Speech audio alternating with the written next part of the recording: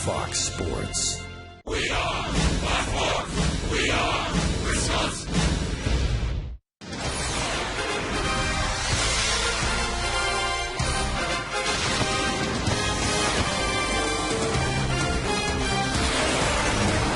It's not just the players, everyone included for bobbleheads at Miller Park over the course of the summer. Today they're giving away the Italian sausage.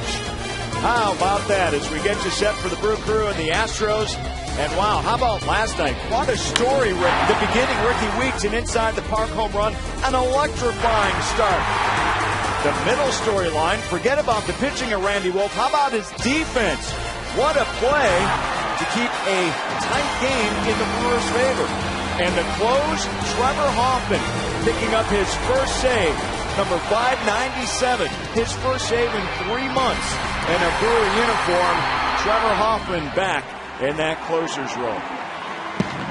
Welcome back to the broadcast. Fox Sports Wisconsin. It's the Astros and the Brewers. Brew Crew going for the sweep. Davey Nelson and Craig Sean on board with you here. Pleasure to have Davey back on the TV end of things. And Davey, we're going to talk about Ricky Weeks because you can't stop talking about Ricky Weeks, finding new ways to describe how important he is as a leadoff man. Tremendous numbers this season. Well, and what Ricky adds in that leadoff spot, he adds speed, power, and he can just flat out steal bases. Not flat out steal bases. I'll take that back.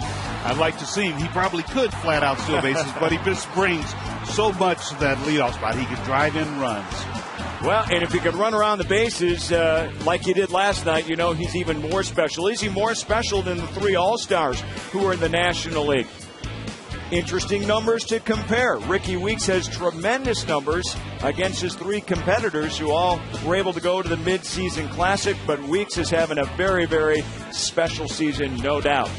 Coming up, the fueling of Prince Fielder. He's been hot without a home run, and not many can do that. B.A. and Rock explain what makes Prince in a class with few others. The sweep is there for the taking next on Fox Sports Wisconsin.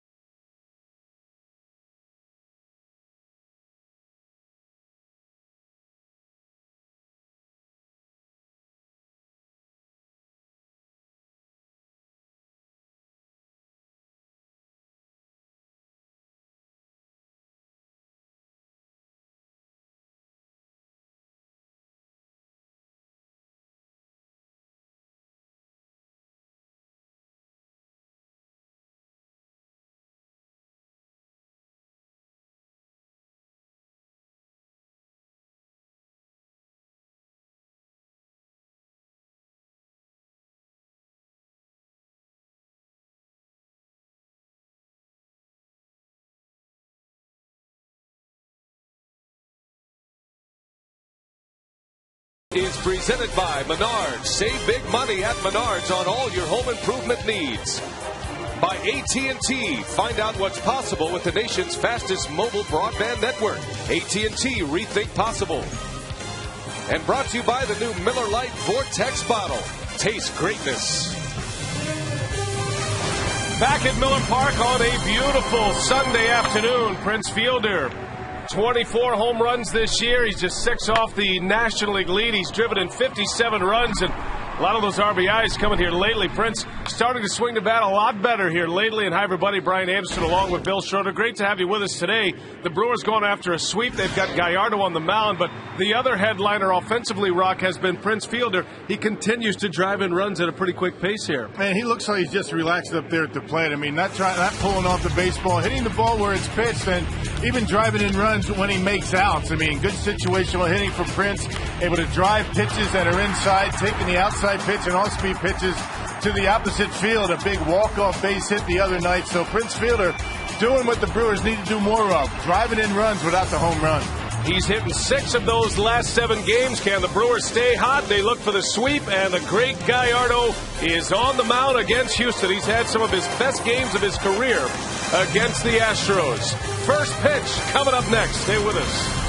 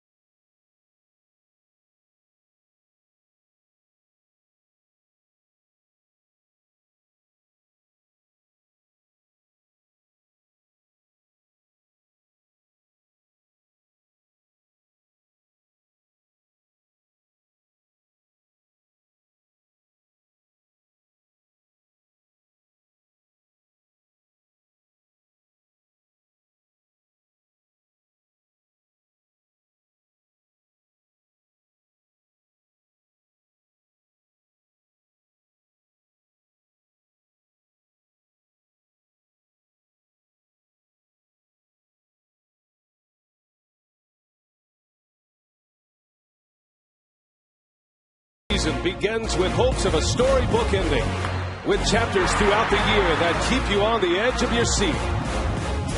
Each trip to the ballpark is a story of its own, with a beginning, a middle, and an end. Perhaps you'll see something we've never seen before, something we may never see again for that matter. Last night's story on a picture-perfect evening at Miller Park reminded us of why we love baseball. It started with a speedy trip around the base paths, while the middle chapters flashed defensive brilliance. The final chapter closed with the best closer of them all. In just 57 days, the final chapter will be written. So here's to having some fun at the old ballpark the rest of the way.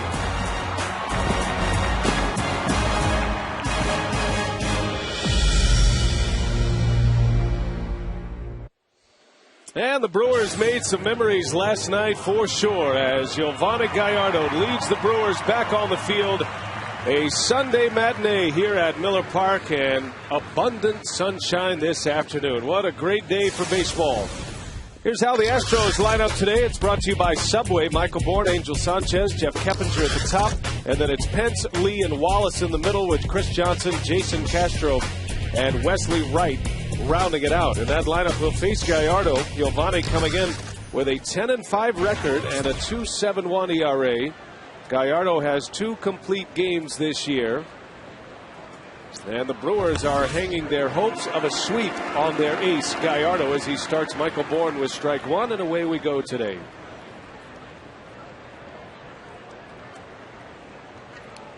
Bourne not in the starting lineup last night for Houston. He's back in there today. 249 hitter coming in with a home run and 25 runs batted in. Bourne, a big-time base stealer, had 2 bags on Friday night, has 35 steals for the season. Yeah, Michael Bourne has over half of the Astros' stolen bases. Very important for Gallardo to be able to control Michael Bourne at the top of the order. Bourne leads the National League in steals. Jonathan Lucroy is back behind the plate here this afternoon after a couple of days out of the lineup.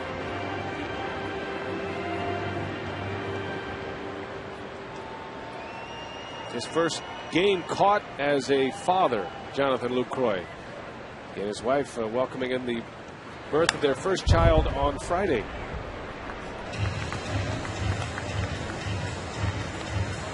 Been a busy 3 months for Jonathan Lucroy. Gets his first call to the major leagues. Gets married, has a kid, and you can see the hospital tag on the wrist. Good shot right there. 2-2 to Bourne. And a foul out of play. Let's give you the Brewers defense, brought to you by Blaine's Farm and Fleet. You've seen Lucroy behind the plate. The outfield is Ryan Braun, Lorenzo Cain, and Corey Hart. McGee and Escobar on the left side with Weeks and Fielder on the right. And that battery of Lucroy and Gallardo. Gallardo coming off a win against the Chicago Cubs his last time out. Went 6 innings, just 2 hits. That was a blowout win for Milwaukee, that 18-1 victory. And Gallardo could have certainly gone deeper into that game. He needed only 95 pitches to get through 6 innings. But with the score as it was and the game well in hand, Ken Maka made the call to remove Gallardo from the game and keeps him fresh for this next start. He did get that extra day off. As Bourne serves one into left, a base hit. An 8-pitch at bat for Michael Bourne, and he starts the game with a single.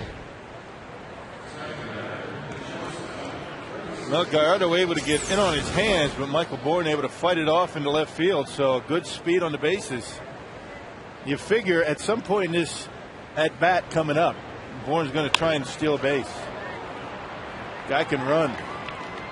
35 of the 68 stolen bases for the Astros are his. Angel Sanchez batting second in this Astros lineup. Good contact hitter. He's been a hot hitter this week.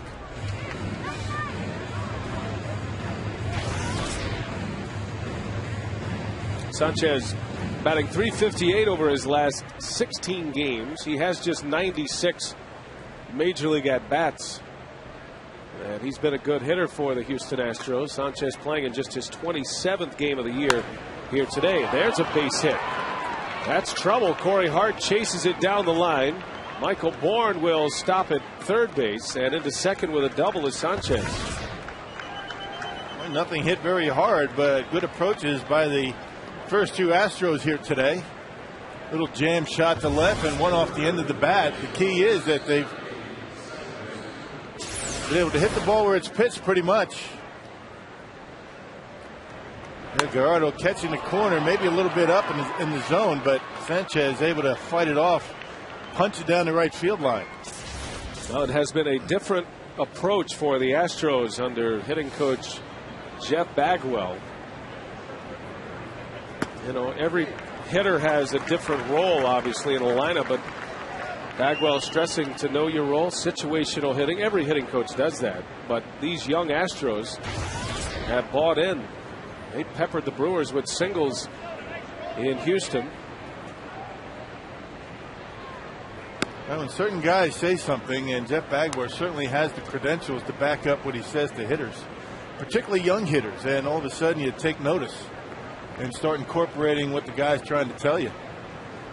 One of the most feared hitters in all of baseball when he was a first baseman. Now Keppinger fouls one away. How about a scouting report from Jeff Bagwell on Gallardo tonight? We're just going to have to get the ball in the strike zone. Probably not going to get a lot of good pitches to hit, but when we do, we're going to have to hit them. A simple approach from Jeff Bagwell. Don't miss the mistakes. The first two hitters for the Astros have been able to hit two pretty good pitches. Ball and 2 strikes on Keppinger, and that one's lined into center field, a base hit. And Bourne will score. The Astros are on the board. 3 consecutive hits to start this game against Gallardo. 1-0 Houston. Yeah, Gallardo coming off one of his better starts of the year. Yo does have 2 complete game shutouts. Give up only 1 run against the Cubs in 6 innings. 12 strikeouts, and that coming off the heels of his worst outing of the year, perhaps, against the Cincinnati Reds on July 27th. A slider that stayed up and down the middle of the plate, and Keppinger able to bang it into center field. So a couple of very good approaches so far today by the Houston hitters. And now Hunter Pence with runners at first and third. This is shaping up a lot like the game against Cincinnati, at least the beginning of it. Gallardo in that game back on the 27th of July gave up 4 consecutive hits, and the Reds scored twice in the first inning. And Gallardo was out of the game after 2 2/3. So hopefully Yo can get it turned around here quickly.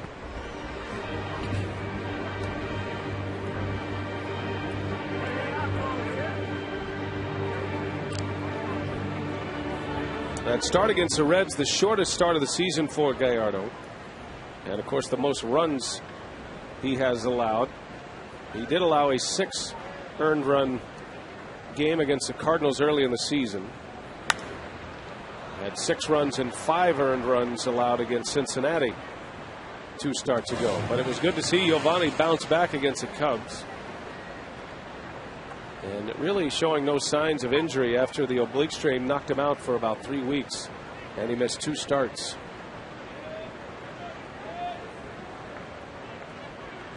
His starts against the Astros this year. This is his 4th call against Houston. Could certainly use a strikeout here. Hunter Pence will chase a high fastball when he's down in the count, when he's got 2 strikes on him. But you got to make sure it's up high enough, up around the letters. He leads this Astros club in home runs with 15. And a 2-2, and he went, says Bob Davidson. Hunter Pence strikes out. Pence feeling like he checked his swing, but Davidson rings him up, and it's the first out of the game for Gallardo. Yeah, good curveball by Yo with 2 strikes, able to keep that one down around the dirt. Pence started, just couldn't hold up. Bob Davidson felt as though he went, and it looks like the Brewers got a huge break. Hunter Pence not even close. He holds up. Home plate umpire rings him up. Now, you can understand players' frustrations with that particular call. You know, players always want the home plate umpire to ask for help. They're trying to see the pitch, call the ball or the strike. And the base umpire is looking at the batter and has the line that can mark a swing or a check swing. Brewers catch a break there. And Carlos Lee with a base hit. Another run is in. Boy, not a good start today for Gallardo. The 4th hit already, and it's 2-0 Astros. Yeah, nothing wrong with the velocity for Yo. It's 93 miles an hour, but he's getting an awful lot of plate with it. That was right down the middle. Carlos Lee, who's been swinging early in the count this entire series. Outer half, down in the zone, and 93 miles an hour ends up into center field. 2-0 Stros. So Lee drives in his 55th of the year. He's had a down season offensively this season. Still just 1 out, 2 on now, and here's Brett Wallace, rookie first baseman for the Astros. Wallace's first big league game was last Saturday, so he's been in the major leagues a week and a day now. Came to the Stros from the Toronto Blue Jays, part of that Roy Oswalt deal. Oswalt was involved with the Astros trade, but then they turned around and traded a player that they got in the Oswalt deal to Toronto. The Blue Jays didn't want to get into a 3-team trade, so the Astros just made one acquisition and then quickly another one, acquiring Brett Wallace. And the Astros feel as though they have two pretty good bats on the corners right now with Wallace and Johnson. Johnson really has been tearing up Brewer pitching.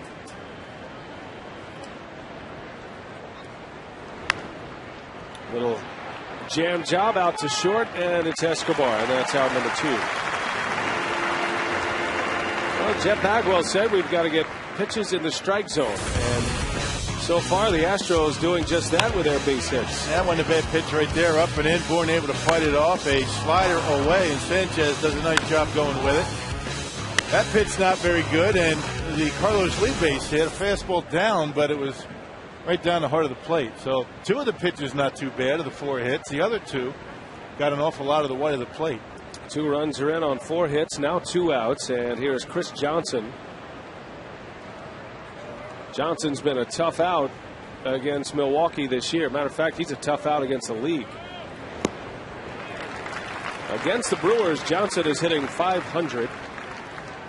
13 for 26 against Milwaukee. Overall, he's hitting .355 in his 152 at-bats. Yep, and against the Brewers, he's really done a nice job on pitches in on him. You know, fastballs middle in. Hit hard. Escobar makes a play, shovels to second for the out.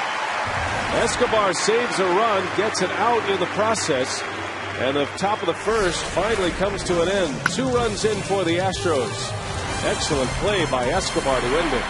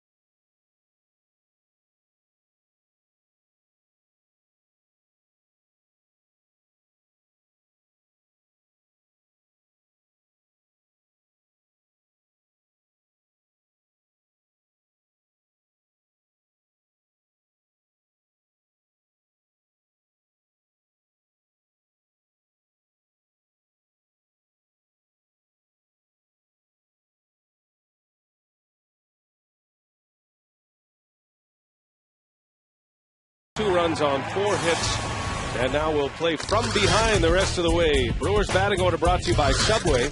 Ricky Weeks, Corey Hart, and Prince Fielder at the top of the order. Ryan Braun, Casey McGee, then Lorenzo Cain. Cain getting his second start. And then it's Alcides Escobar, Jonathan Lucroy, and Giovanni Gallardo rounding it out. Now Wesley Wright making his 4th start of the year here at the major league level. Started down in AAA, made 13 starts. In the rotation spot of Brian Moeller, who's currently on the disabled list, a 1-1 record. He's made 3 starts, 2 against the Cubs, and this is his 2nd consecutive start against Milwaukee. They pitched very well against the Brewers last week, and Wright will face Ricky Weeks to start it off here in the first inning. Well, Weeks got it started with a bang yesterday, an inside the park home run for the first Brewers run. And Weeks with his 7th home run to lead off a game. That is a new franchise record. banged into left field. A base hit. So Weeks singles to start it offensively for Milwaukee. Boy, continues to swing a good bat. That very average fastball for Wesley Wright, and that one right down the middle of the play. Ricky hits it hard. 86 miles an hour down the middle. Not many of those are going to be missed, and Ricky right on it. Good start. Now Weeks hitting .340 against left-handed pitching. As a base hit to lead off the first inning. As Corey Hart stands in now. Hart batting .294. Has 23 home runs this year, 75 driven in. A 3-hit game last night. Hart had 2 singles and a double. 3 for 4. He scored twice. And continues to send that batting average towards 300.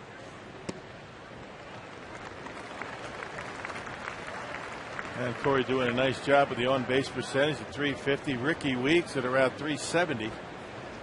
That's what you want out of your top 2 in the batting order. You know, getting on base for Ryan Braun and Prince Fielder. And how about a top 2 in the batting order that have driven in 146 runs? By far the best tandem at the top of the batting order. And now Hart ahead in the count 3-0.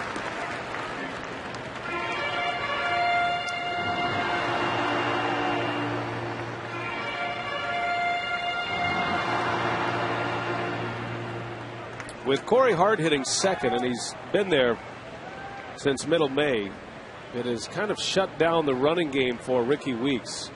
Weeks is a base stealer, but with so much power in Hart, he finds himself in this spot a lot, where he's on. You've got Hart, then Fielder or Braun coming up.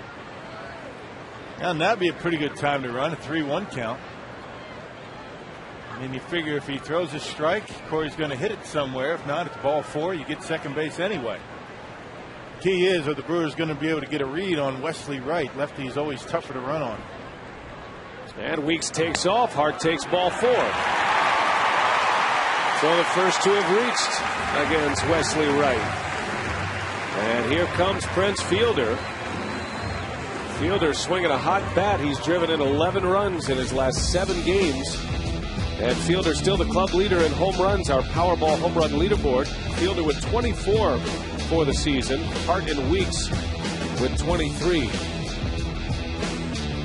And the impressive thing for Prince is that although he hasn't had the home run stroke lately, he's been able to drive in a lot of runs. Getting that man in from third base with 2 outs has been very good for Prince the last week and a half.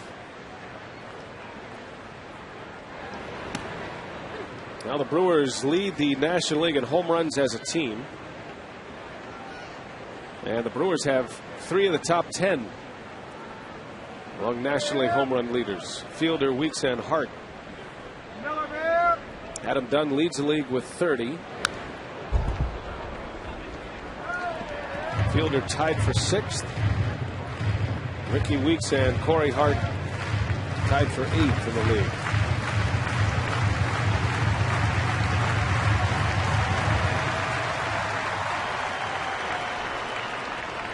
Prince down 0-2.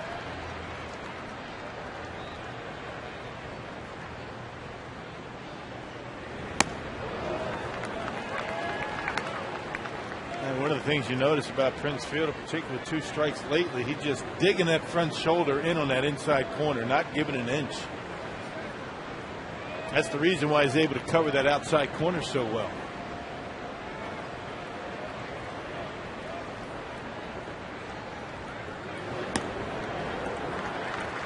Count evens at 2-2. Is a good example of how Fielder stays in there. That's a breaking ball from Wright that didn't break much. And you keep that front shoulder closed as long as you can. That gives you the ability to drive that ball to the opposite field. Sometimes you leak that front shoulder out, particularly lefty versus lefty. You have no chance on a pitch away. The 2-2, and Fielder lays off a high fastball. Count goes full. And now Wright forced to throw him something in the strike zone. This could be a damaged pitch coming up for Fielder. Great speed on the bases, but you figure, they're going to stay put. Lefty versus lefty. Prince has a tendency to strike out in these situations, and you don't want the double play. Fielder against Wright last Sunday was 1 for 3. Singled against Wright in his last at bat last Sunday. Wright went 7 innings, just 2 earned runs against the Brewers. Prince still leading the National League in walks. 2 on, nobody out in the first, and the 3-2, and it's high and tight. Fielder almost hit.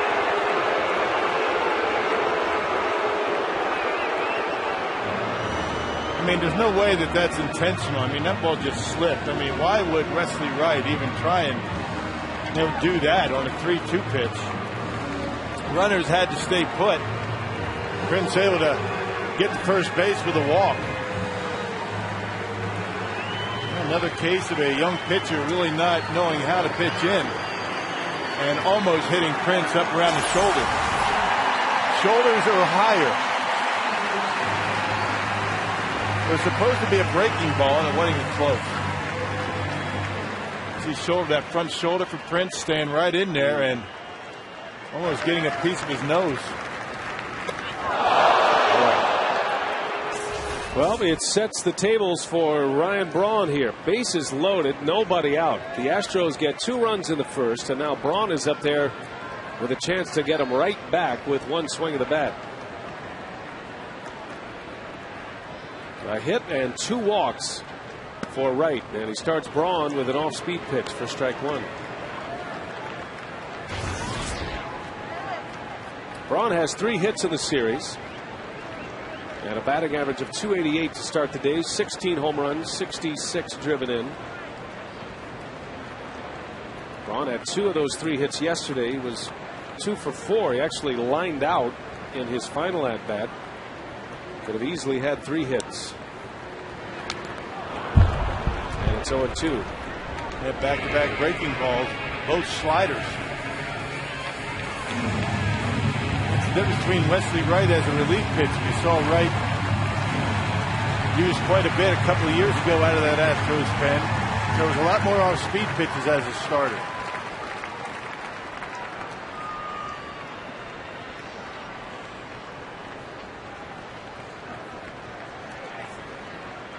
Braun sitting on a 7-game hit streak to start play today.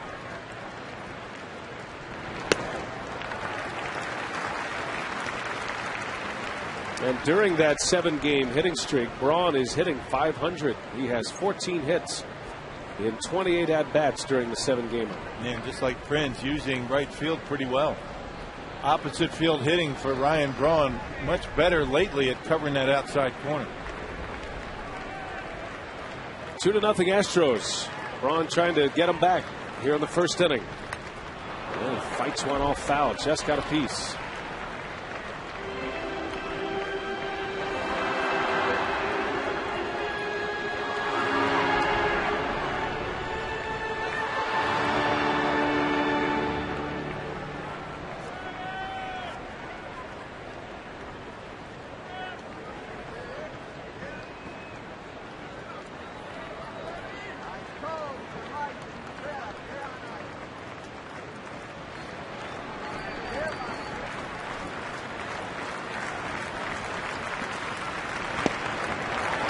Missed with a fastball.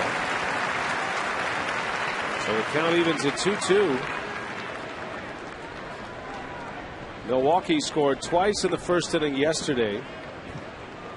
They've won the first 2 games of this series, and the Brewers have now won 7 of their last 9 home games.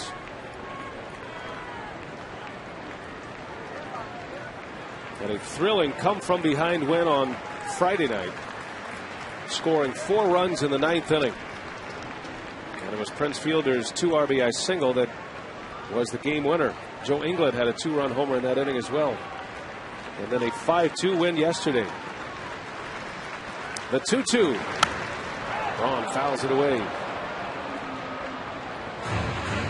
Yeah, Wesley Wright, one of those guys that even if you look slider, you still have a chance at the fastball as long as you're swinging a strike. 88, 89 miles an hour, that's it. Very rarely touches 90. You could actually sit slider against this guy and still fight off a fastball. Most of his fastballs in this inning have not been strikes.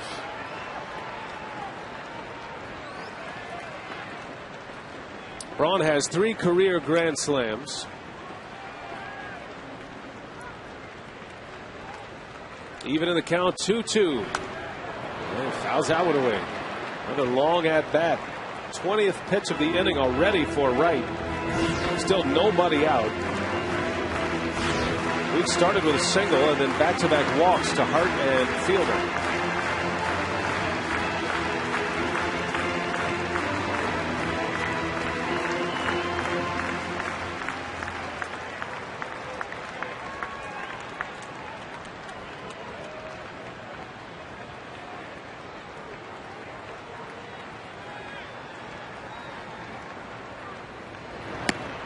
Just missed. Trying to change up that time. And now the count is full with the bases loaded. Wright throwing a ton of pitches in this first inning.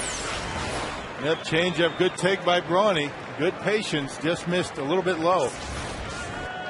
This will be the 9th pitch of the at-bat against Ryan Braun.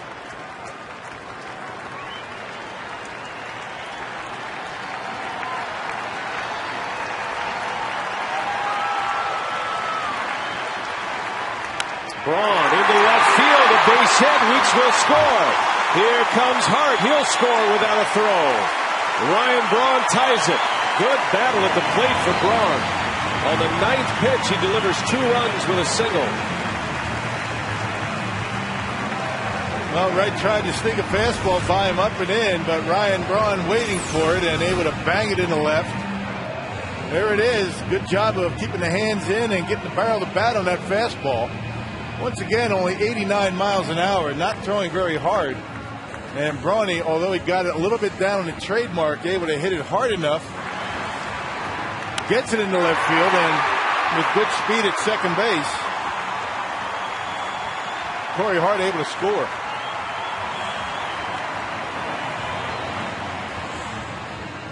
Yeah, that's good reaction from Ryan Braun. That's a meaningful base hit for a number of reasons. You know, Braun, we talked about his struggles this year, but Ryan specifically struggles during the daytime, especially here at Miller Park. So for him to deliver a base hit and drive in 2 gives the Brewers a chance to open up a big inning here. You know, it's always that first hit that sets a team at ease when they have a high-scoring game. I remember the 18-run game against the Cubs. It was Casey McGee's 3-run homer that kind of set up the rest of the day for Milwaukee. Yeah, get your hits before the shadows take hold. A little bit easier right now. So the Brewers get their 2 runs back and looking for more here. Still nobody out. 4 consecutive base runners, and McGee goes into deep right center.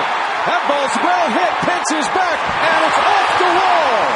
Fielder around third. He'll score. Braun will hold at third.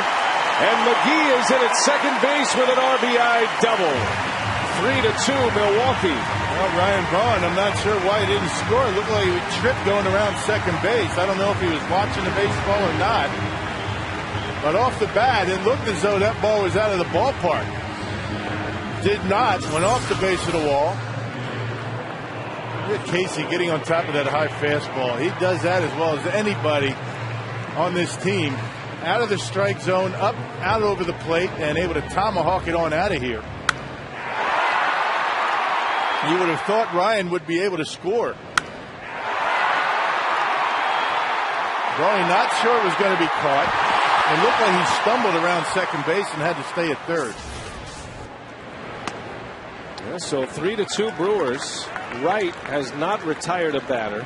Second and third now. And here's Lorenzo Cain. How about Cain's big league stats?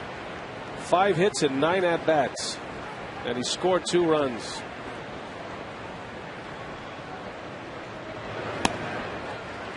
It's always fun for a hitter, you know, especially a young hitter in the big leagues for the first time.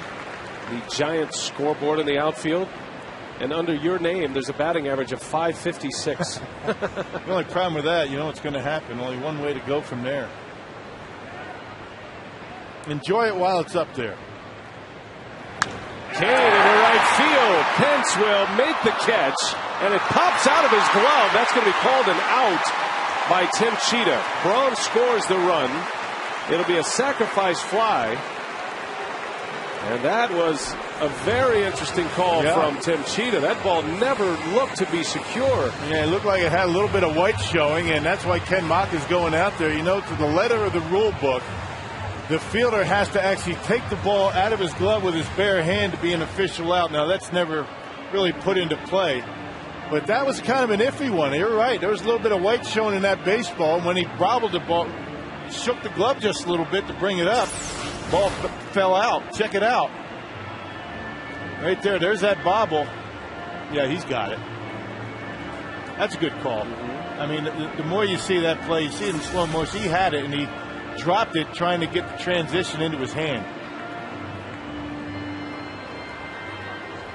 So Pence makes the catch for the first out, and Lorenzo Cain will get credited with the RBI. That will be a sacrifice fly for Lorenzo Cain, and he drives in his first major league run. Yeah, that's what Ken Mock is arguing about. And if you go by the letter of the rule book, that's not an out. That's one of those things where you really never, question. A lot of guys will catch a fly ball for the final out. They'll just run it in and drop it on the mound. To the letter of the rules, that's not an out. But you don't really, go by that. That's a good call by Tim Cheetah. All right, so Maka has had his say. 4-2 Milwaukee. And just one out. Here's Escobar now. Casey McGee still at second base. That was a nice play by Hunter Pence. That ball looked like it was headed for a base hit. Pence makes a nice sliding catch. And Wright finally has his first out.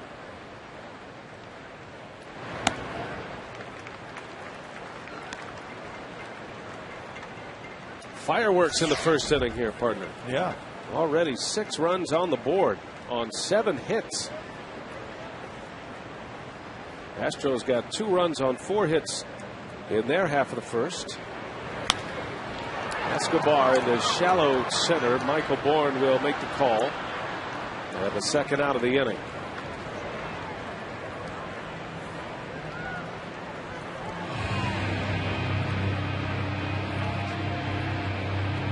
Well, you figured Gallardo, Wright, the shadows, the bright sunshine, a day game. You thought this was going to be a pitcher's duel, and it still might be, but the offense having their say. Maybe like you said, before the shadows creep out. Yeah, because it becomes a much better pitcher's park once those shadows take hold, and they're on their way, and every hitter is aware of them. Yeah, they're all checking it. It's creeping its way towards home plate. I'd say about 30, 45 minutes, maybe an hour before it gets really tough to see. But at this point, as long as this park's been open and as long as some of these guys have been here, that should be an advantage for the home team. I mean, you figure that the Brewer hitters should be more used to that than a visiting team. And who says the pitcher shouldn't get a break every now and then? Right. One thing you'll never hear is a pitcher saying that he doesn't want to pitch in the shadows of a day game at Miller Park. This is a hitter-friendly ballpark. That's why Nolan Ryan always wanted to pitch the first game of a doubleheader. Twilight time. As if he needed an advantage. Lucroy at second. And the inning is finally over for Wesley Wright. A lot went wrong in the first for Wright. The Brewers get 4 runs, 3 hits and 2 walks, and a 4-2 Milwaukee lead.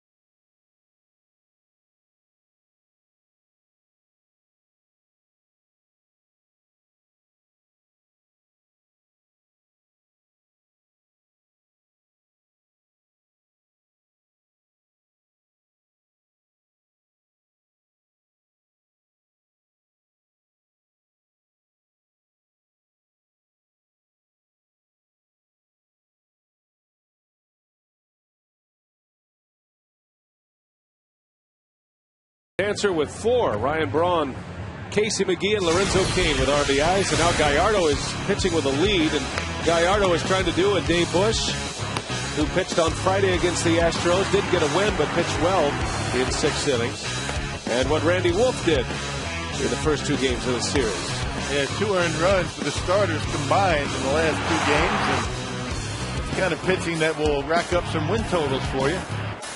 Both Bush and Wolf in trouble most of their outing, but both got out of some jams and ended up pitching well. And Randy Wolf yesterday picked up the win. He's now 8-9, and by far the best play of the year defensively by a pitcher for the Brewers this season.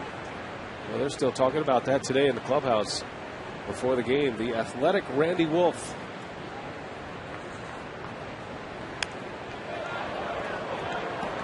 That was a good start for Randy Wolf as well, coming back from the injury, the line drive that hit him in the wrist against the Astros last week. So he probably overcame a few hurdles as well coming back yesterday and pitching well through 6 2/3. Yeah, a lot of times you get hit by a line drive off a bat, and you might have a tendency to flinch a little bit, at least early on, but really no signs of that. And when you flinch, you stop your delivery. Everything ends up in the strike zone. No signs of that for Randy Wolf last night. Sometimes the mental hurdle after getting drilled like that is tougher to get over than that physical problem. Ball and 2 strikes on Jason Castro. And a strike called on the outside corner. Gallardo picks up his 2nd K. BellarCarShoot.com email the booth question from Stephen Brookfield. And which play was most impressive last night? He wants to know. Ricky's inside the Parker or Randy Wolf's defense? What do you say, Rob? I'd say that play by Randy Wolf. You kidding me? Might be the best defensive play this year that we've seen by a Brewer player. We've seen a lot of good ones lately, though. I'm going to go with Ricky Weeks inside the Parker. Okay. Because as John Steinmiller pointed out before the game today, that's only the 2nd time in franchise history that a leadoff hitter has had an inside the park home run. Yeah. John also was kind enough to point out that Ricky Weeks inside the Parker yesterday, the 22nd in franchise history. And that's more than I thought there would be. Mike Felder had in a leadoff inside the park home run that John Steinmiller was nice enough to dig up for us. So a very rare moment last night. Not that Randy Wolf's play wasn't a rare moment. You hardly see pitchers make plays like that very often. But only twice in 40 years have we seen an inside the park home run to lead off a game. As Gallardo strikes out right. Back-to-back outs on K's for Gallardo. Now, do you think that Randy Wolf's play, the play that he made, has happened 22 times in Brewers history? I would say so. No. No? Not from a pitcher there. That play he made. Oh, the 22. I'm sorry. Yeah. I misunderstood you. I was mesmerized by the Foxmo replay. I thought you meant the 2 leadoff hitter inside the park. No. Okay. That's once in a lifetime, that play by Wolfie. Once in a lifetime. I've never seen a play that good. Miraculous play by Randy Wolf. Well, no wonder you went with Randy Wolf then. Yeah. I mean, I see what your reasoning is now. It's a once in a lifetime moment. You might not see a better play by a pitcher. Ever. It was a game full of moments last night, that's for sure. I'll tell you, the Hell's Bells was my favorite point of the night. Bourne is out. Good bounce back for Gallardo. 3 up, 3 down. A quick inning for Yovani. And a 4-2 Brewers lead as we head to the 2nd.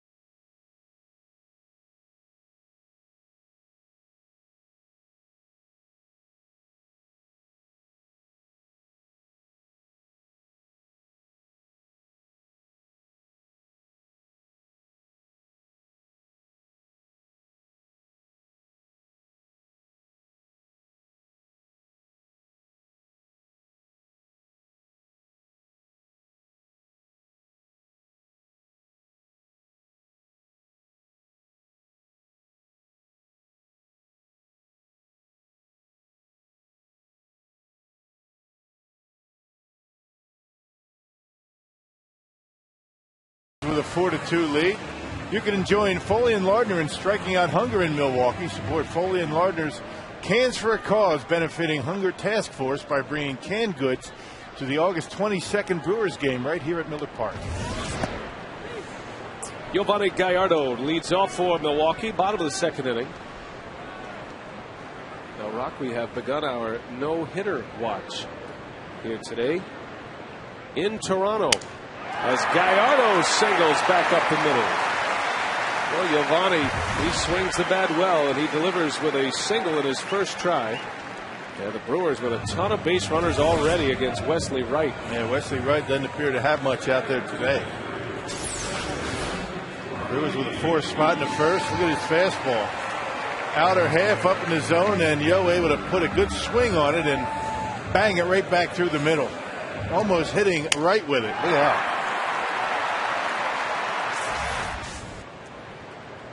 Now, Brandon Morrow is working on a no-hitter. He's in the 7th inning at the Rogers Center in Toronto against the Tampa Bay Rays.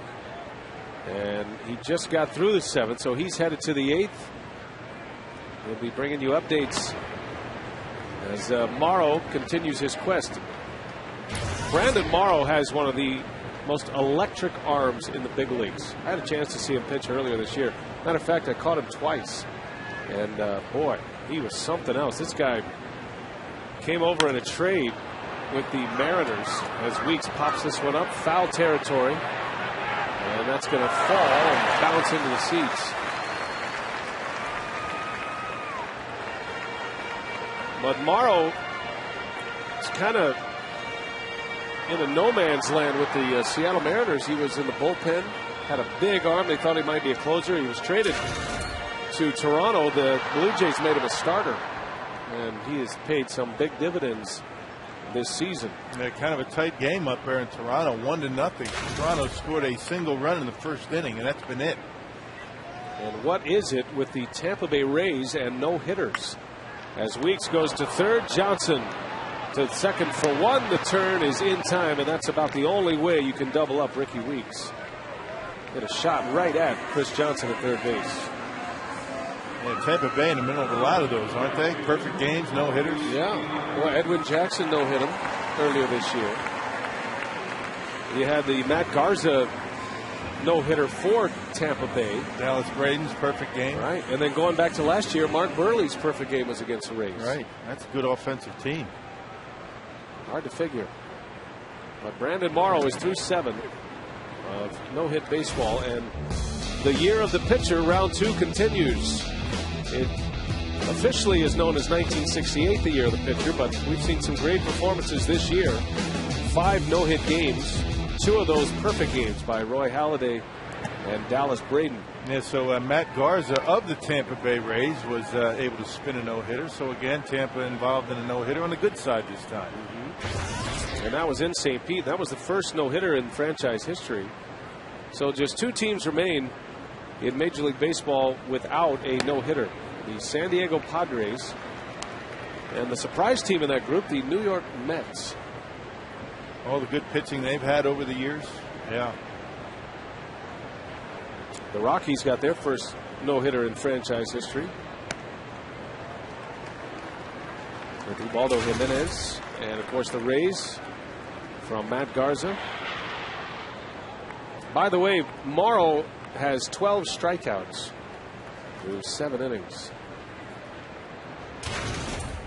I beg your pardon, 14 strikeouts now through 7 innings.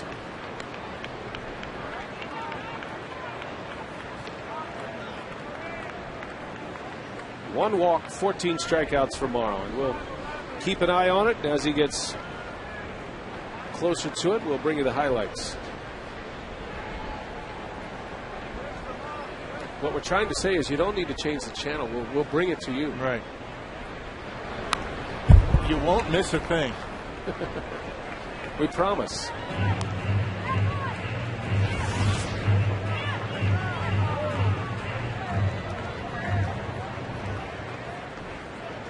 Corey Hart walked and scored in the first inning.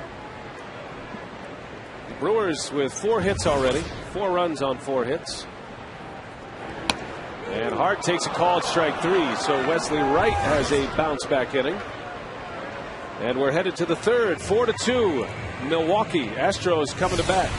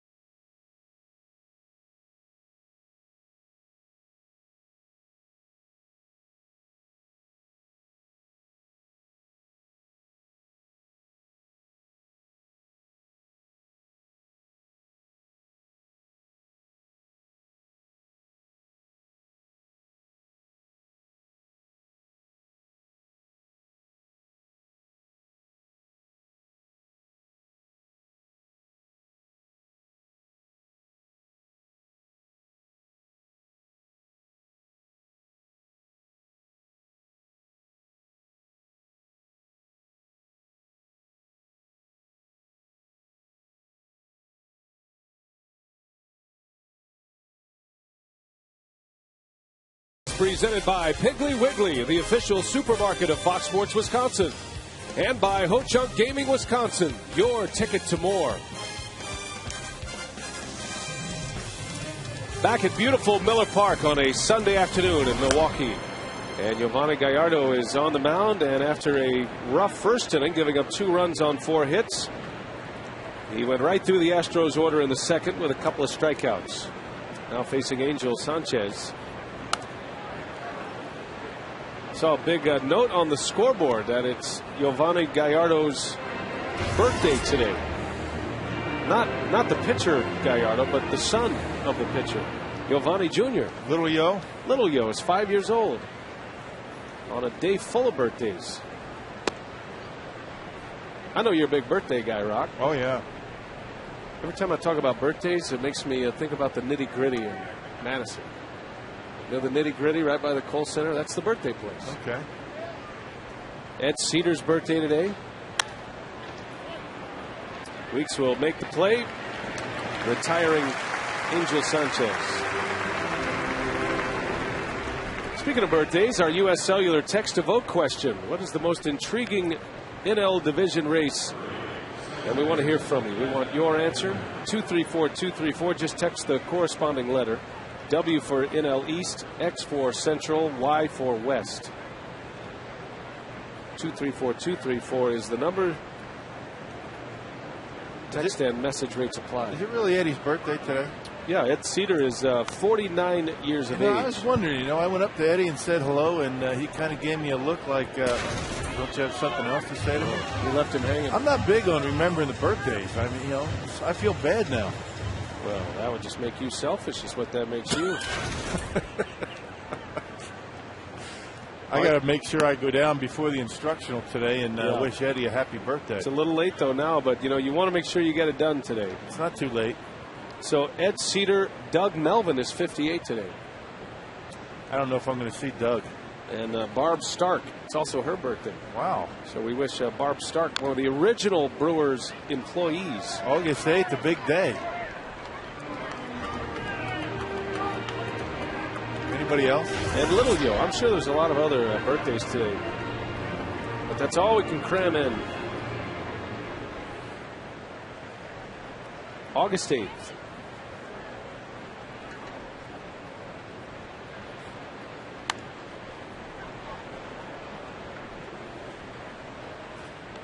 I'll never forget that image of Giovanni Gallardo and his son, Little Yo, Giovanni Jr. Remember Family Day, and Giovanni was pitching that day. And he goes running out to the field for the national anthem with his dad, and Little Yo was so disappointed. He thought he was going out there to have a catch with his old man. He didn't know that Dad had to go to work. So they were having to shuffle him off the field. And Little Yo, man, he had his tail between his legs on the way back. He was not happy about that scenario, the way that unfolded. Do you recall how Gallardo's day went? How'd he do? I think he pitched well that day, if I'm not mistaken, against the Texas Rangers. Rangers won the game. Gallardo so-so start. 2 outs in the inning.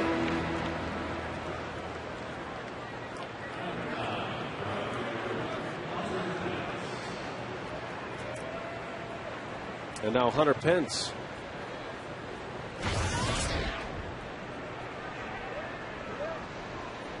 Speaking of the Texas Rangers, Hunter Pence and Giovanni Gallardo grew up in the same area. Pence from Arlington, Gallardo from Fort Worth. And the Rangers had both of these players in a pre-draft workout. Pence was a college player at UT Arlington. Gallardo out of high school in Fort Worth at Trimble Tech. And passed on both of them. Yeah. And that's a good slider right there to Hunter Pence. Wow. Pence swinging out of his shoes trying to hit that one into Lake Michigan. Missed it by a mile. Good pitch.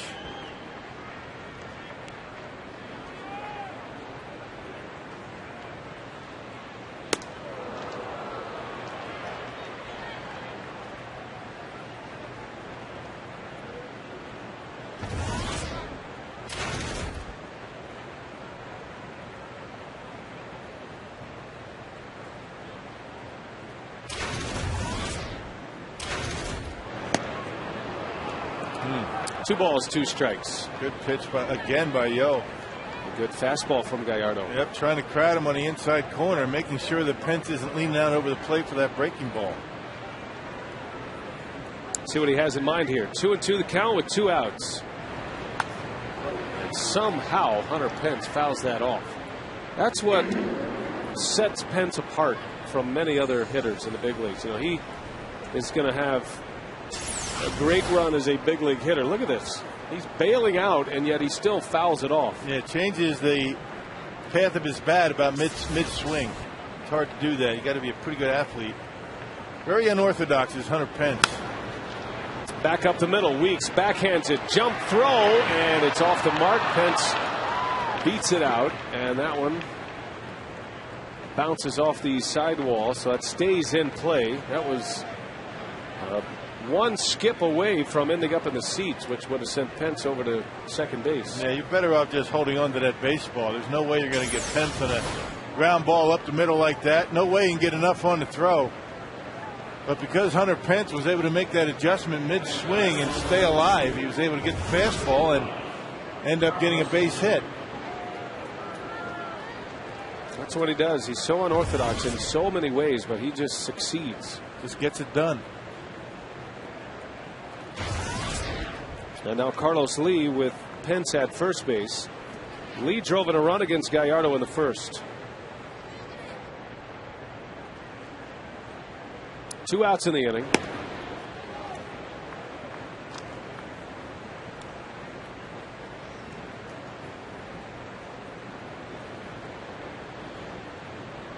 Gallardo with 3 strikeouts thus far. He's given up 2 runs on 5 hits.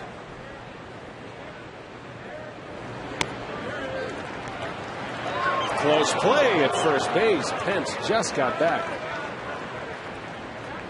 Yeah, good snap, Joe, just to make sure that Pence doesn't get too much off of the bag. You know, invent him an extra base hit. You keep him maybe a step or 2 closer to that big secondary lead, and they just keep him honest out there. Pence with great speed. Good job by Lucroy. That one didn't miss by much.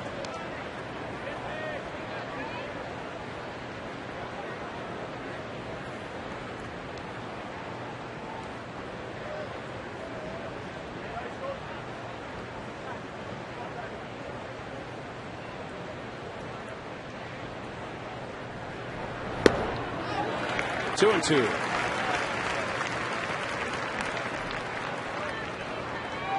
Carlos Lee has been aggressive in this series, swinging often at the first pitch in this series. Today, he is a little more patient at the plate.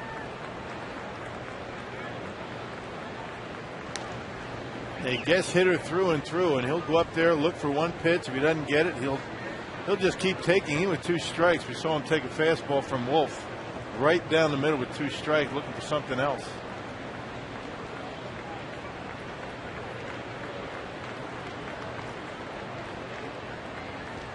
Yeah, Pence looks like he wants to run. Gallardo checks on him again.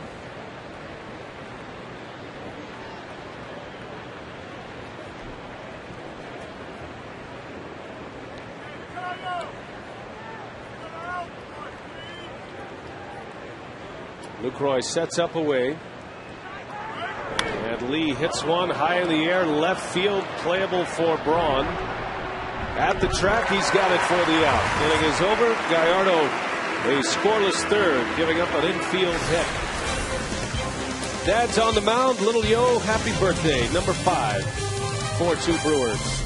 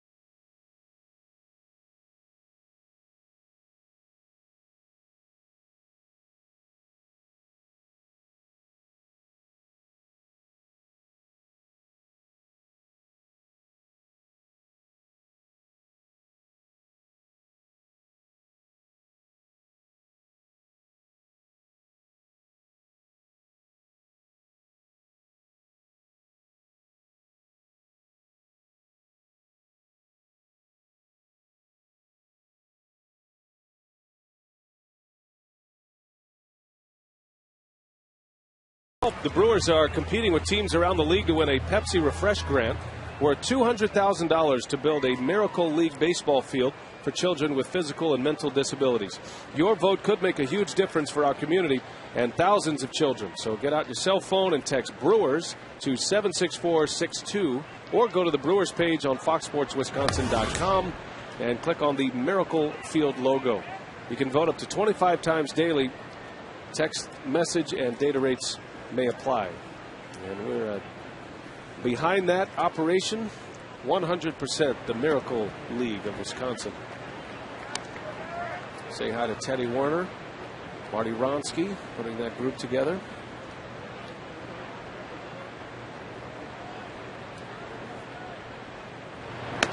Fielder leads off in this third inning. Prince walked and scored his last time up. Had a good battle with Wesley Wright. Everything hard in on his hands right now from Wesley Wright to Prince. And Wright walks him on 4 straight. So the 71st walk for Prince Fielder and leads the National League.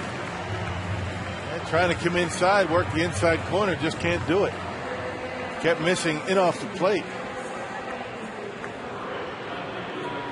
It is a fine art to be able to pitch inside effectively, and not many can do it well. You leave it out over the plate, and you get hit hard, you miss too far inside, you hit a batter.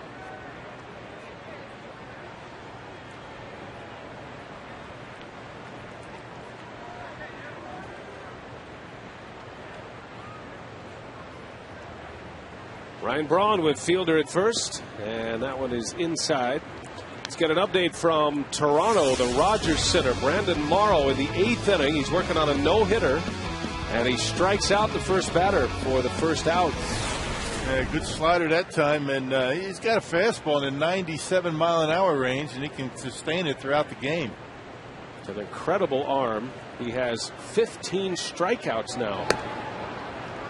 So he is 5 outs away, Brandon Morrow, from a no-hitter.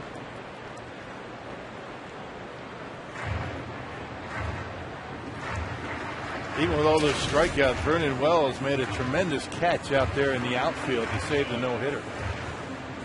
You know, not a lot of margin for error when you're up 1-0 in a ball game. I mean, not only can you lose a no-hitter, but you can lose a game very quickly. Now the Blue Jays have just 3 hits, but lead it 1-0.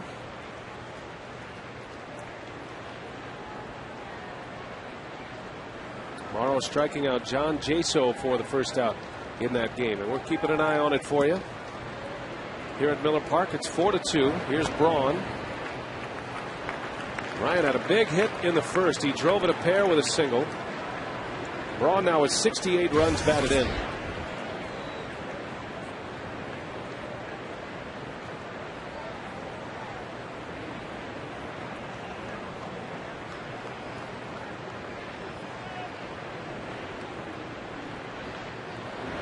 Yeah, Braun, he gets hot. He could get to the 100 mark. As you see, ball 4. Hey, register your child to be the Valvoline Instant Oil Change Junior announcer by picking up an entry form at participating Valvoline Instant Oil Change locations. Call 414-902-4000 for details. Game number 112 today. You get hot, you can get some, get there around that 100 RBI spot. Ryan Rock checking in at the Rogers Center. This is B.J. Upton. Brandon Morrow with another strikeout, number 16. And he is 4 outs away from a no-hitter. Yep, 8th inning, still throwing 95. He's given up 1 walk today. Strikes out Jaso and Upton to start the 8th inning.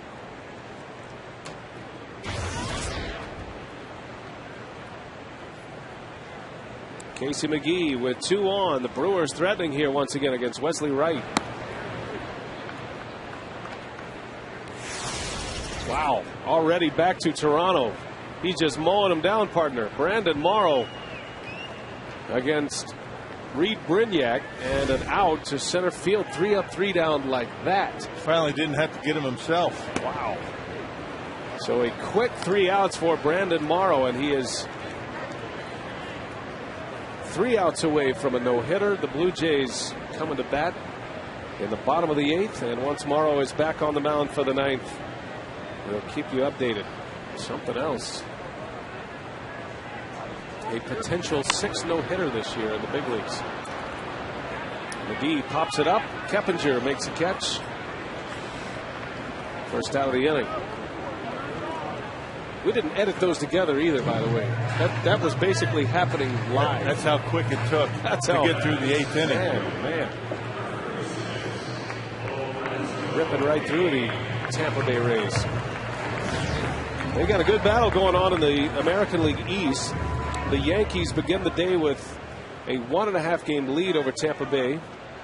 Boston is 6 back of the Yankees. The Rays have lost 4 straight for the first time this year. They're in danger of being no hit and losing their 5th in a row.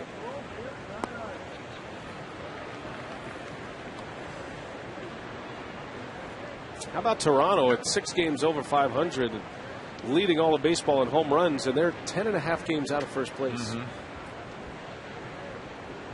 All depends on the division you play in.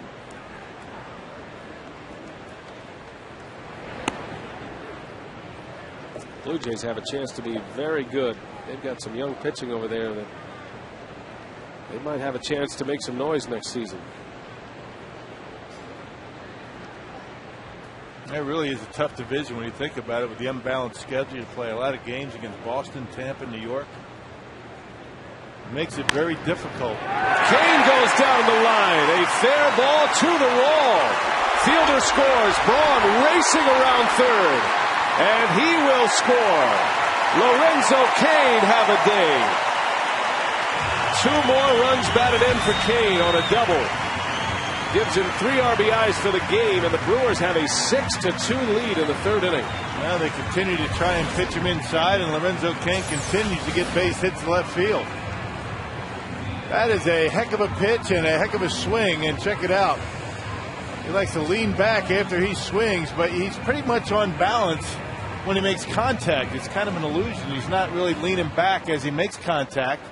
That's just the way he finishes, which makes it very easy for him to handle the ball in on him. A double, 2 more runs for the Brewers, and a tough day for Wesley Wright. So Cain will be Wright's last hitter. And the Astros starter has been chased after 2 1/3 here this afternoon.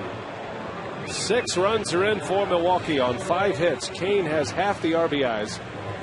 And we will take a timeout. Figueroa coming into pitch. We'll set him up when we continue.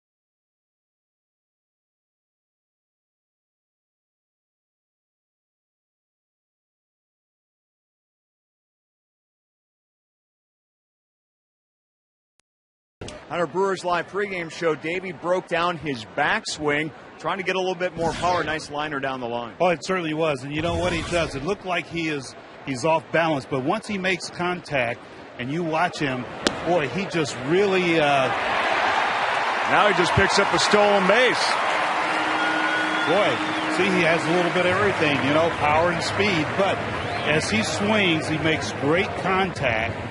And on the follow-through, he's on his back leg, and he's almost looked like he's off balance. Yeah, he certainly does. And you think he's going to straighten that out, though? Yes, I certainly do. I think he's going to be a lot more balanced, straight up and down. All right, now look at his last hit here for Cain, the 2 RBI double, 3 RBIs here on the afternoon already as the Brewers continue to roll along here, Brian and Bill. All right, Craig. Davey, thank you. Lorenzo Cain, his first major league steal. And he is now 6 for 10 at the plate. Driving in his first RBI in the big leagues back in the 1st inning. So it is a day of first for Lorenzo Cain. Infield is in. Cain at third with 1 away. And Escobar fouls it away.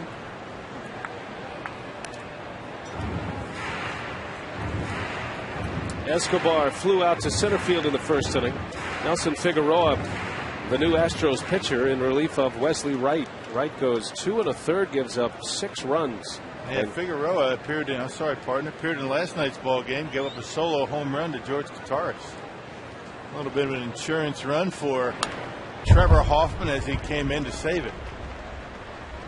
Didn't mean to cut you off. Oh, no. I was just going to say Cain is still the responsibility of Wright, so that line could go to 7 earned runs if Escobar drives him in.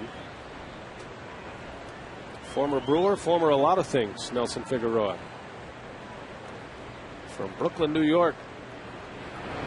I remember a game Figueroa pitched against the Brewers at Shea Stadium.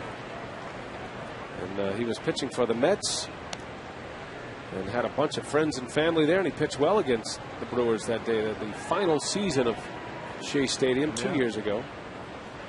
Well, they claimed him off waivers from the Philadelphia Phillies. Got called up to the big leagues on July 21st, and he has pitched now 8 of the last 16 games for the Houston Astros. This is a guy that can throw a lot. You need a guy in the bullpen like that. They call it a rubber arm. Never really seems to tire out.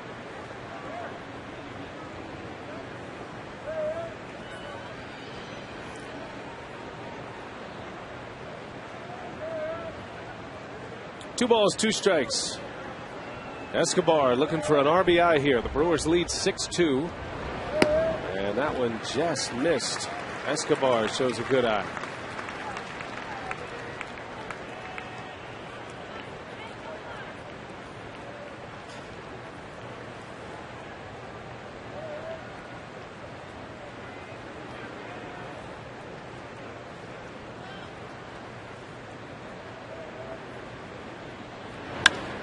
Escobar, how about that? A base hit to right field. Kane will score.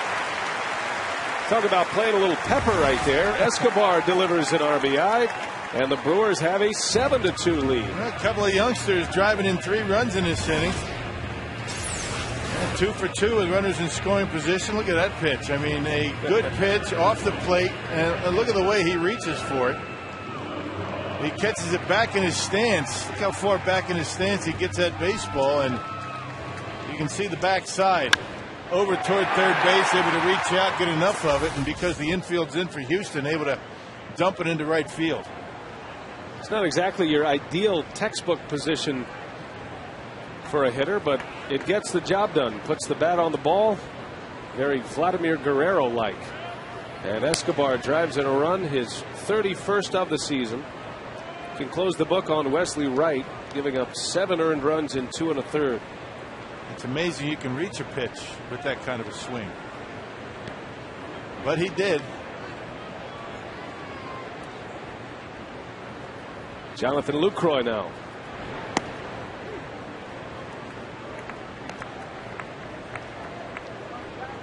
Yeah, Figueroa, one of those guys that will only throw the fastball for effect. He really doesn't want to throw too many strikes with it. He wants to get ahead, get on the corners, and make you chase breaking pitches out of the zone.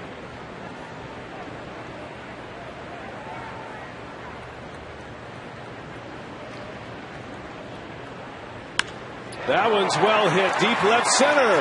That's going to get down. Off the wall it goes. Escobar around third. He's on his way to the plate, and he will score. Lucroy with an RBI double. And the Brewer rookies getting it done here in the 3rd inning. Yeah, the baby Brewers getting it done, and Kane, Escobar, and Lucroy driving in now 4 runs in the inning. Well, good to see the youngsters getting involved and getting those big base hits. It's been a whirlwind week weekend for Jonathan Lucroy. There's that slider that stayed up in the zone, and Jonathan able to rip it off the wall in left field. Good speed at first base, and Escobar able to score. He knew right away that ball was off the wall. Never did slow down and scored without a throw.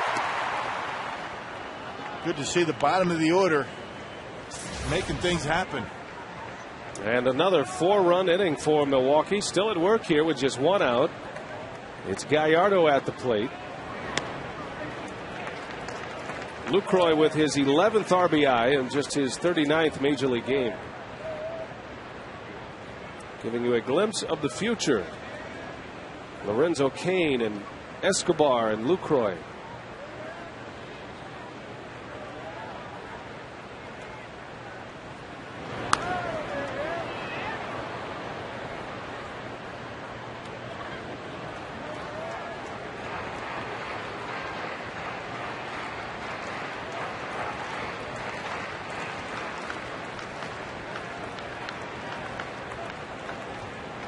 Gallardo had a base hit his last time up. Single to center field in the 2nd. And now 11 hits for the year. He's 11 for 44 this season. A .250 batting average. He's also popped 4 home runs, and he's driven in 8 runs.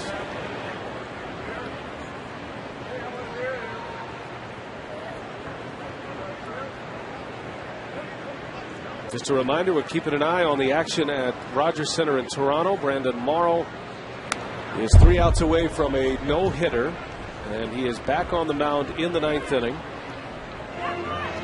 Toronto leads Tampa Bay 1-0.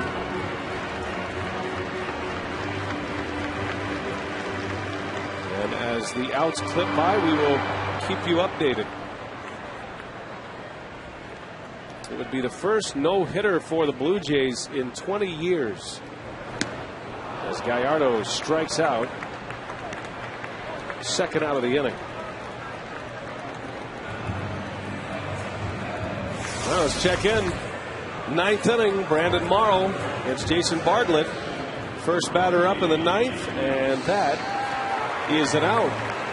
And Morrow is 2 outs away from a no-hitter. The Blue Jays have been no-hit twice. Their first no-hitter was the second year the ballpark was open, then known as Skydome. Remember Dave Steve? Oh, yeah. I remember Dave Steve. A lot of offers with Dave Steve out on the mound. He no-hit the Cleveland Indians back in 1990. It's the only no-hitter in Blue Jays history. Well, they had some great pitching back in the 80s. Pat Haken. Yes. Steve. There's Dwayne Ward. Guys can bring it. Not too unlike Brandon Morrow, who's still throwing in the mid-90s in the 9th inning.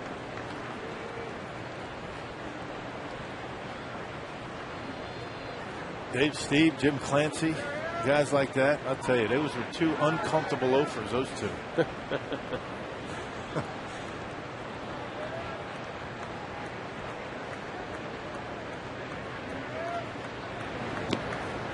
Now Ricky Weeks a chance to add to it here. It's 8-2 Milwaukee. 4 runs are in. The second 4-run inning of the game for the Brewers. Astros scored 2 in the first. First 3 batters reach base. Gallardo got out of the inning. He's pitched well since. And the Brewers are giving him a ton of run support over his last 2 starts.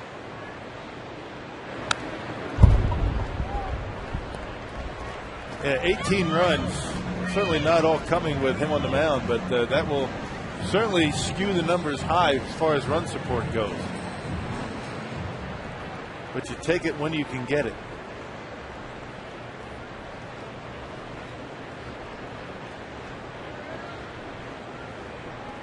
Lucroy out at second. Weeks already with a hit today. 1 for 2 at the plate.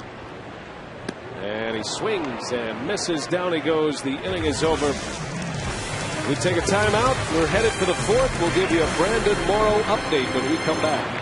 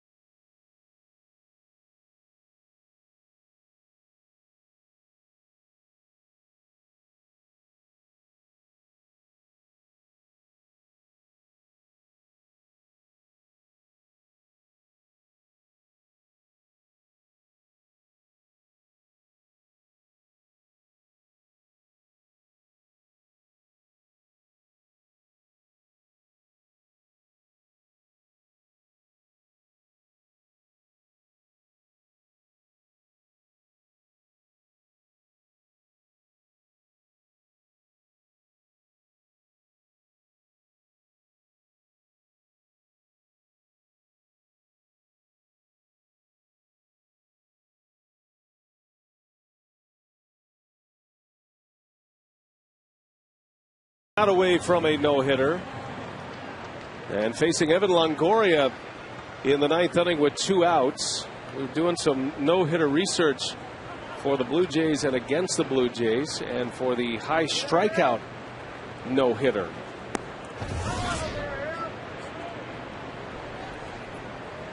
So here in Milwaukee, it's 8-2. The Brewers lead the Astros. We're in the 4th inning. Gallardo against Brett Wallace.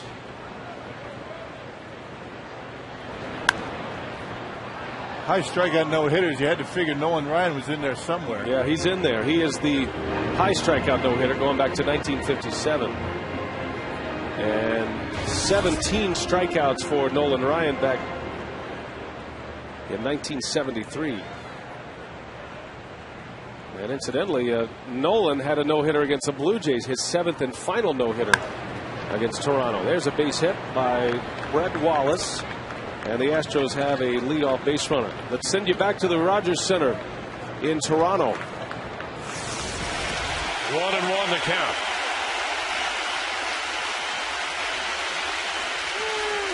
And a ground ball to the right side. Hill comes up with it and can't outfield it as it trickles into right.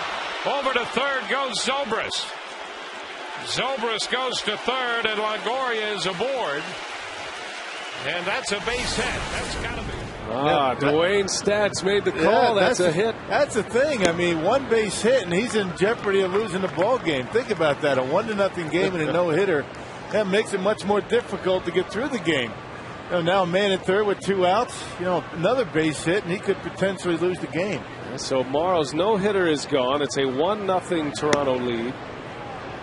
And Morrow giving up the hit to Evan Longoria. I'll tell you, if Hill comes up with that ball, he's got a chance at an out. But he's got to come up with it cleanly and make a good throw to first base. Instead, it goes as a hit. Unfortunate, because Morrow got his ground ball just out of the reach of the second baseman. There's a base hit to right. Chris Johnson singles, and the 2 Astros rookies coming up with hits to start this 4th inning. Those 1-0 no-hitters, perfect games, much more difficult than you're getting your no-hitter a perfect game with a big lead. 5-0, 4-0, 2-0 even, where one mistake's not going to cost you the game. There's a hanging breaking ball, and Johnson just continues to see the baseball well against Milwaukee pitching. Johnson hitting an even .500 against the Brewers this year.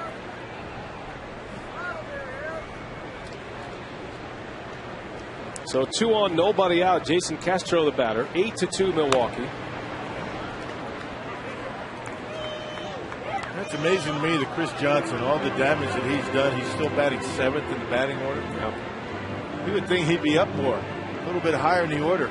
Brad Mills might be scared to move him. He's swung the bat so well down there. Yeah, likes that spot, right? Comfortable.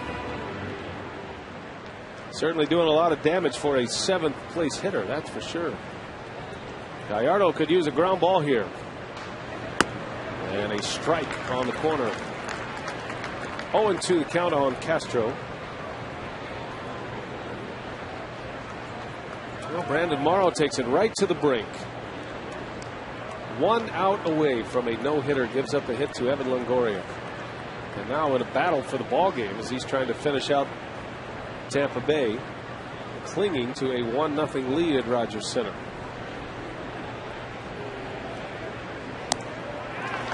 Swing and a miss. Castro down on strikes. And Gallardo with his 4th, the first out of this 4th inning.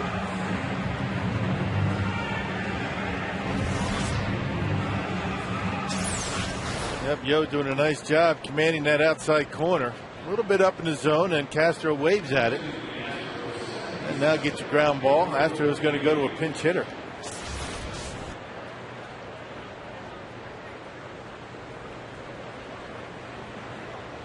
So 2 on. Here's Pedro Feliz pinch hitting. Figueroa is out. Figueroa got the final 2 outs of the 3rd inning. Did allow a hit and a run. Matter of fact, allowed 2 hits.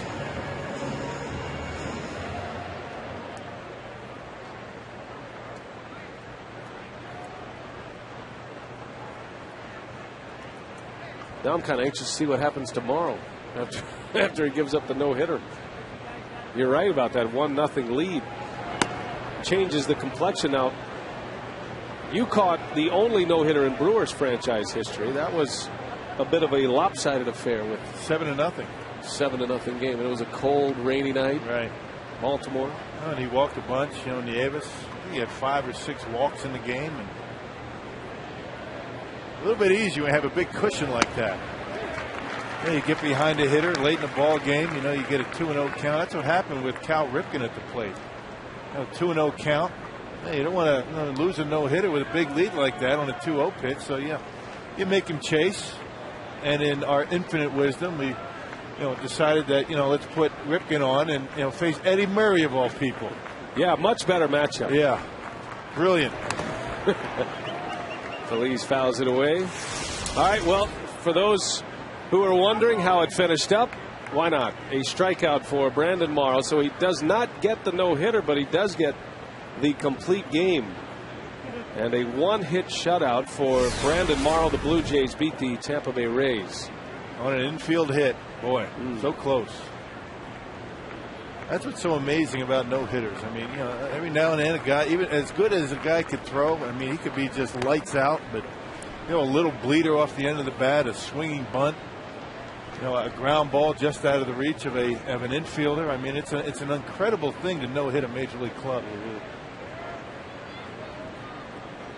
So the Blue Jays still with just one no-hitter in their history. Dave Stieb, 1990. Threw it at Skydome against Cleveland 20 years ago. Feliz, a bouncer to third. McGee on the run. Good peg. And the second out. Every time there's a no-hitter opportunity, we always flash back. April 15th of 1987.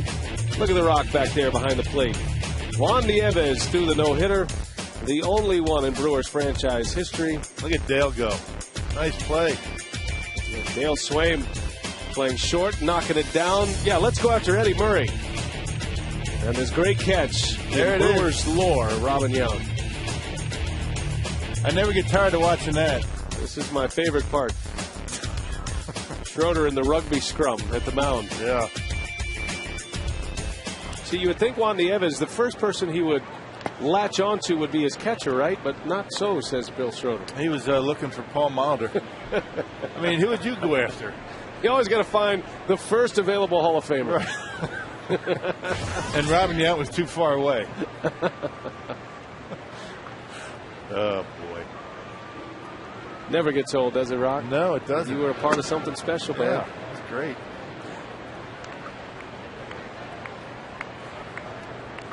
But I know just because you've said it before, you'd like to see another one. I would. You'd like to have some company in the no-hitter club. Well, there should be 2 no-hitters in Brewers history. CC Sabathia got robbed of one in Pittsburgh, and no, I'm not going to get over that. He did get robbed. That call, official score. I would like to be able to say that I was a part of the first no-hitter in Brewers history. Not the only. Right.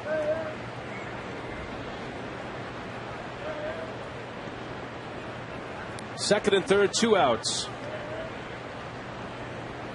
Gallardo trying to wiggle off a hook, facing Astros leadoff hitter Michael Bourne. This ball game has a very slow pace to it. Gallardo carefully working on his pitch selection on the mound. Giovanni with 77 pitches at this point. Just doesn't have the rhythm that Giovanni had when in his last start against the Cubs in Wrigley Field. I mean, he was just getting it and going. Everything was working for him, and it's been more of a struggle here today.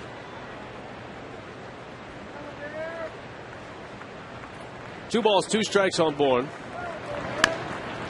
Little bouncer, Escobar can't get it. That's a base hit. 2 more runs will score.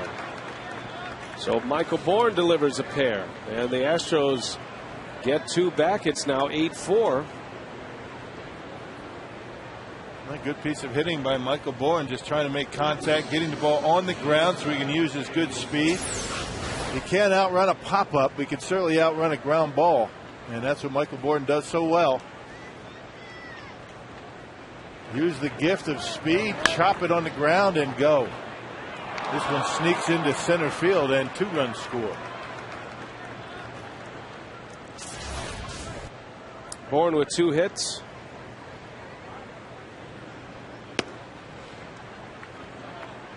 Angel Sanchez takes ball 1.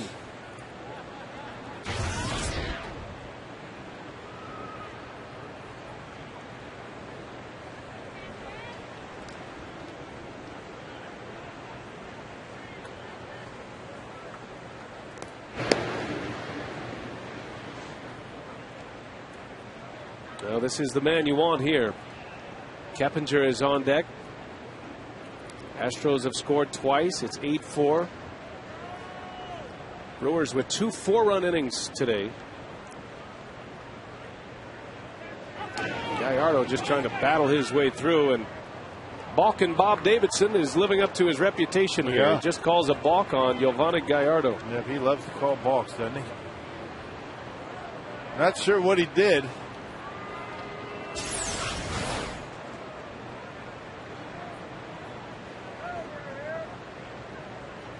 Not sure what he did. I guess he didn't step. A spin move. You're not allowed to do a spin move. You got to step off and throw, but kind of a ticky-tack balk call. Yeah, that's a ball. You can see the front foot. Front foot buckled a little bit, and then he went to first base. Can't do that. Pretty good eye by Bob Davidson. Oh, he's looking for it. Yeah, he is. You don't earn a nickname balking Bob Davidson for no reason. A swing and a miss, a ball and a strike. You have to be looking for something like that to call that. That was as subtle as it gets. He's been in the headlines more than he'd like this week. He was the third base umpire in that call in Miami earlier this week with the Phillies and the Marlins.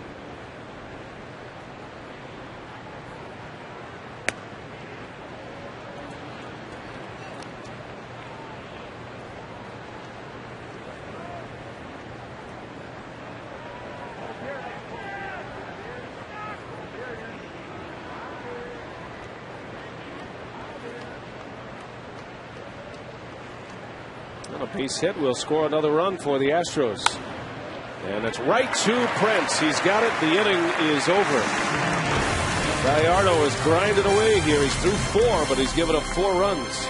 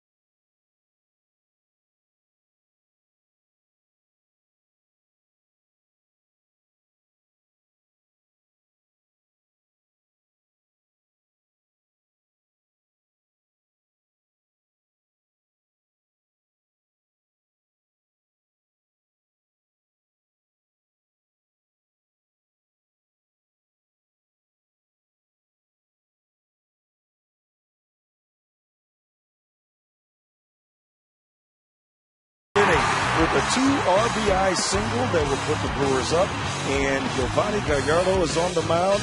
He's pitching well. He's grinding away, but he's getting after it. He's still in this ball game after a rough first inning. But then is Lorenzo Cain, the rookie, coming through. He's 1 for 1 with 3 RBIs, his first 3 RBIs and a stolen base of his major league career. And that's where we stand right now. It's 8-4. here in the bottom of the fourth inning. Let's check in with the crew in the community. A plethora of unique items will be featured during the Fox Sports Wisconsin televised commercial-free broadcast as the Brewers host the Arizona Diamondbacks Tuesday. Viewers and fans at the park will be able to bid on the items throughout the game online. The telecast will feature stories exemplifying the impact of Brewers Community Foundation on organizations in the areas of health, education, recreation, and basic needs. The list of auction items includes an off-season party in the clubhouse, party for 25 at Friday's Front Row, hitting clinic with Dale Swain and a Brewers regular position player, a pitching clinic with Trevor Hoffman and Rick Peterson, and an owner's experience for 5, just to name a few. I hope you guys got all that, but there are going to be a lot of good items you can bid online come Tuesday. Yeah, all right, Telly, thank you. And that fantasy camp opportunity as well. Get a chance to bid for fantasy camp. And also, Marcus Hannell letting us know about the lawnmower raffle that will occur the next day as well. So there's a lot of good stuff going on, trying to help out the Brewers and the Brewers Community Foundation. Corey Hart against Gustavo Chacin, left-hander out of the Astros bullpen, as we play in the bottom of the fourth inning. Yep, 29th appearance so far for Chacin, and he had some time with the Toronto Blue Jays. Now here with the Houston Astros, 476 earned run average. Corey Hart, Prince Fielder, and Ryan Braun to start it. Chacin with that little hesitation move, and he strikes out Corey Hart. That leads us to our AT&T trivia question today. Who holds the National League record for most career leadoff home runs? National League record. And not Ricky Henderson. Astros had a great leadoff hitter for many years. Craig Biggio, be a good guess.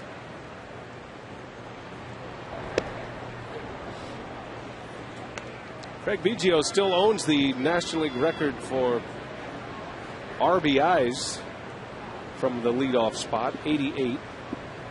Ricky Weeks is 17 RBIs away from tying that mark, the National League mark, unless Maka moves him out of the leadoff spot anytime soon. Don't see that happening.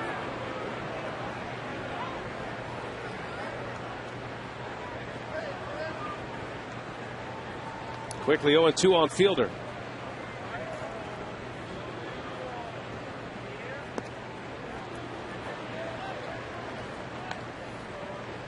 Well, you show up to the ballpark today, and having watched as many games as we have in the afternoon hours at Miller Park, you just almost know it's going to be a pitcher's duel.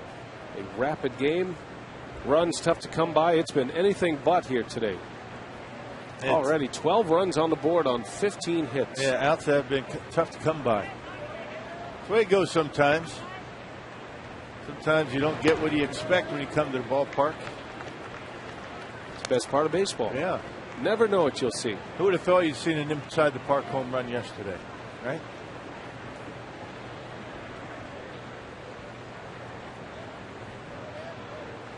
Well, Gallardo is through 4, but he's given up 4 runs on 8 Astros hits. Fielder, a bouncing ball. That's a foul ball called by Tim Cheetah.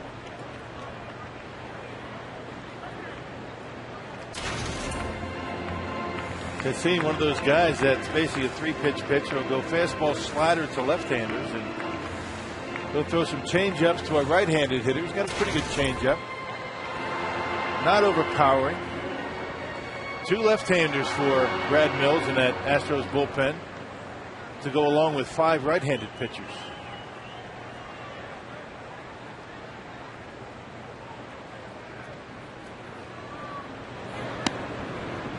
Just missed inside. 3-2 now to Fielder.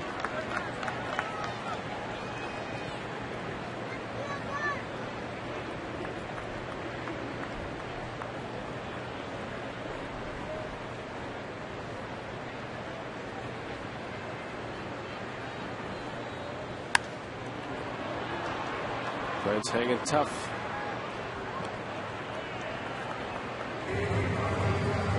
Prince like to have that one back. That was a hanging slider, 81 miles an hour. That's the thing about Prince, what he's been doing lately, really staying in there and covering the outside corner a little bit late on that last pitch.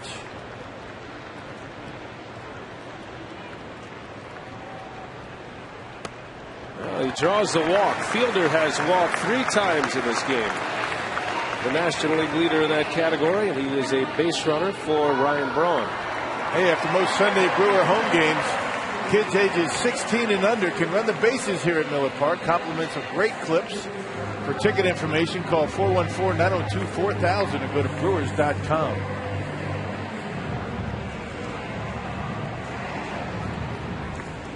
We will do that. We'll see that today here at Miller Park. That's why we do our on-field instructional in the outfield. You don't want to get in the way of the kids running the bases. It's the only day that we cannot commandeer the infield. For good reason, though. After the game. I thought you might commandeer some kids to join you for the instruction. Be good to have Davey Nelson back with us. You know, he's an outfielder by trade, and it's always easier to have an outfielder when we're working outfield work. That makes sense. It's tough sometimes for me and Jerry to talk outfield play. Except to talk about how balls go banging off the outfield wall or something like that. Right.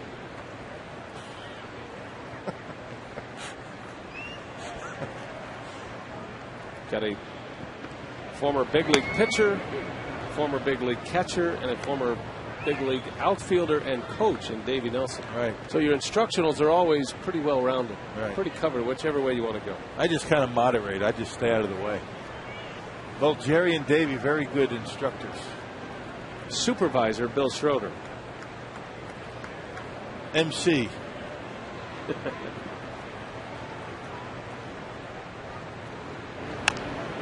A slow roller, going to be a tough play. Sanchez throws, and Braun is safe at first. Sanchez didn't get a handle on the baseball and threw a changeup over there to first base. Yeah, got to believe that's a hit. And it will be a hit for Ryan Braun. Infield hit for Brawny. That's how you hit 300 in the big leagues. You got to get some infield hits. And Brawny with good enough speed to be able to sniff out that base hit. Playing deep and short. Just couldn't get much on the throw. Knew he had to be quick. And even if it was on the mark, I think that Brawny beats it at first base. Kind of hit that bag funny. Watch the way he hits the bag right on the corner. And a good way to blow out a hamstring or an Achilles. LeBron wincing a little bit. He has his second hit of the game. He's 2 for 2 with a walk. He scored twice. And now Casey McGee is up there with 2 on. By the way, for Braun, that's his 40th multi-hit game.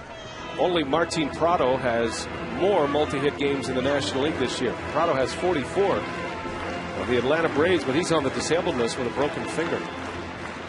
So you figure Braun will soon catch Martin Prado for multi-hit games.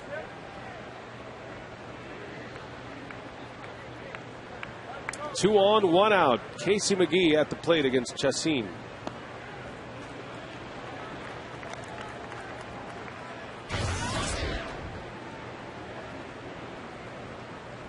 Yeah, the Atlanta Braves missing Prado. They're in a dogfight now with the Philadelphia Phillies. They're only 2 games back. Braves are leading the Giants today 5-3, bottom of the 7th. Atlanta's had some issues in their bullpen lately. Billy Wagner has given up a couple. I think 3 blown saves since the All-Star break, and Chris Medlin was put on the disabled list, one of the Atlanta starters. Tough to replace the back end of your bullpen. But you know you're going to have some inconsistencies out there. You just got to weather the storm.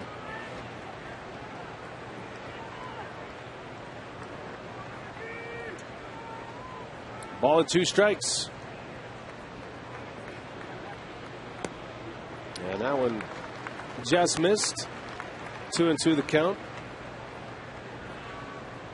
Now the Giants are in a dogfight as well. They are a game back of the Padres. San Diego on the verge of getting swept for the first time at the hands of the Arizona Diamondbacks. They play later today. Joe Saunders will be on the mound for Arizona. So you look at the Diamondbacks, They're 25 games under 500, but they're going to roll out Joe Saunders today against the Padres. Is it a day game? It is. The Diamondbacks will be here tomorrow. Diamondbacks have the worst day game record in the National League. 9-21. The Brewers are right there with them. 13-26 during day games. So you're doing a little forecasting, are you, with the Padres? Why is that, Rock? Just throwing it out there. I don't know. I'm not sure why.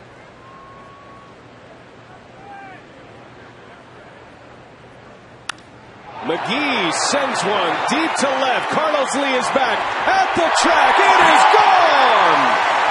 Casey McGee, a 3-run home run. Number 16 for McGee. Another crooked number on the board for the Brewers.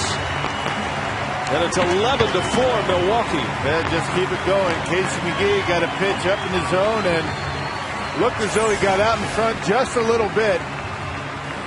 A fastball, and Casey gets under it a little bit. Actually, a slider that just stayed right in the middle of the plate. A cement mixer from Chacin, and Casey McGee, after the swing, looks like he knows it's out. And the Brewers with a 3 spot here in the 4th inning. Good carry here at Miller Park today.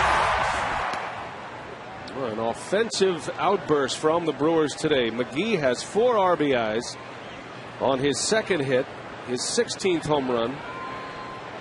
11-4 Brewers as Lorenzo Cain bats with the bases empty.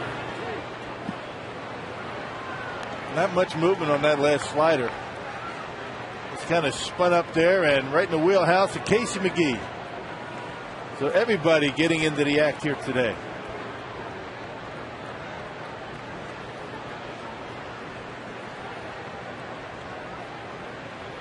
The 0-2 pitch to Cain. Look out. Escobar almost wiped out by that foul ball. You think you're safe in the on-deck circle. Right over there where Mark Adanasio and his group usually sit. Good thing they're not here today. Look at the bad boys. Escobar says he's headed in. Look at this. Man. Right by them both. How did it not hit one of those guys? They're quick. Keep Or around the ball. Yeah, both.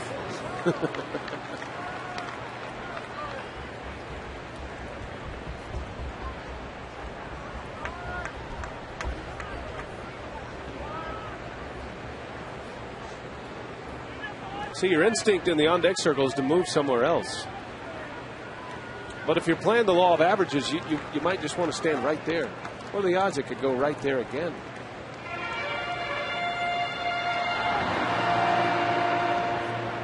Escobar can move, but those bat boys, they're stuck right where they're at.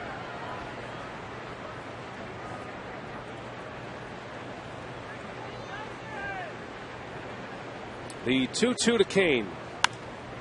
Little flare right field. Pence is coming in. He's got it for the second out. So Cain retired. 2 gone in the inning, and now it's Escobar. By the way, Matt Latos will pitch for the Padres today. So Latos against Saunders, Padres, Diamondbacks. And Arizona's coming in here tomorrow for a 4-game series.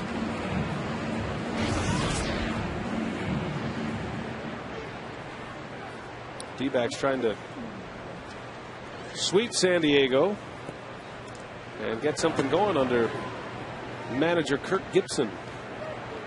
A.J. Hinch was fired earlier this year. Gibson took over that club. Ian Kennedy starts tomorrow for the Diamondbacks against Chris Narveson.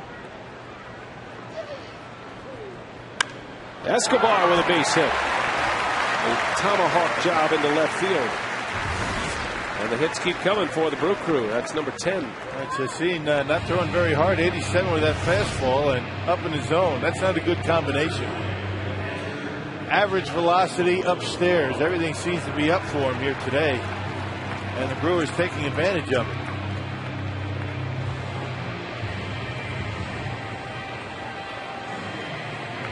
Escobar with his second hit. Now it's Lucroy.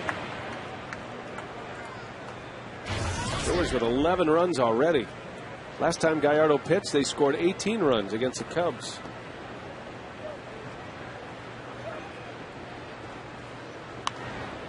I think Ken Mog would like to see Yo get through 5 innings, get the mandatory 5 innings to pick up a possible win, and then maybe bring in Capuano.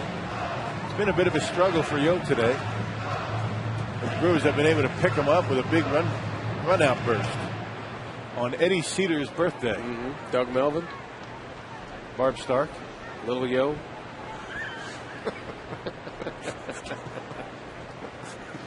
Seems like hours ago we were talking about that. It was. It was only 3 innings ago.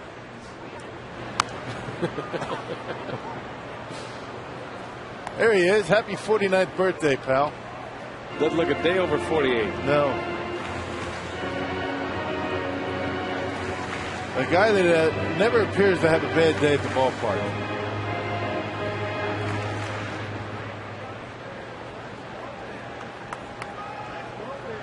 He might be 50 before this game ends. The 0-2 to Lucroy. Escobar at first. And he fouls one away. Big crowd today. Great to see the big crowds at Miller Park. Boy, had some fun here at the ballpark too the last couple of days. Had the dramatic finish on Friday night. Yesterday, Trevor Hoffman closed the door. And his first save since April here at Miller Park. His first save opportunity since May 18th. And a very emotional Trevor Hoffman after the game. A chance to visit with Trevor, Brewers Live postgame, and you could tell it shook him up a little bit. It was one of those goosebump moments here at Miller Park last night when he entered the game and Hell's Bells played, and boy, the place was rocking last night. It was a great moment here in a 3-up, 3-down night. Trevor Hoffman picking up save number 597, and I would imagine that's not going to be one he's going to forget anytime soon. Took a lot of work for him to come back. Did some very good pitching as a setup man, and finally ripping that number 6 off of that sign out there in left center. And he'll get a chance to pursue 600, but as Trevor says, you know, there are no givens in this game. Saves aren't easy to come by. Getting yourself in a position to close a major league game is not easy to come by. John Axford's still going to get an opportunity to close games, that's for sure. Ken Maka made that very clear. No, he really hasn't done anything to not deserve to close games, but you'd certainly like to see Trevor get to 600. No balls, 2 strikes on Lucroy. Breaks his bat and fouls it away. Hoffman is the all-time saves leader, so with every save, he sends a lot of equipment and the baseball. It all goes to Cooperstown or a group to be filed, just in case it is his last save, which would be the record-setting save. So, and he's done this for a while now, ever since he's been in Milwaukee. And as Trevor puts it, you never know when your last save is coming. Man, a lot thought that his last save came early this season, but he did a nice job working hard, never did change. He was the same Trevor Hoffman all season long. He's got the respect of his teammates, and particularly that bullpen out there. John Axford owes a lot to Trevor. He's brought him along pretty well. Never hung his head. He's a true pro. He's a pro's pro. He takes care of his guys out there, and you love to have a guy like Trevor Hoffman on your team. He's an old school guy. Hoffman's pitched in back-to-back games. If this one should end up in a save situation today, it's likely Axford. But we'll see. Ball and 2 strikes on Lucroy. He doubled in a run his last time up. Has 11 RBIs. 11-4 Brewers. Casey McGee, a 3-run homer in the 4th inning. Yes, we are in the 4th inning.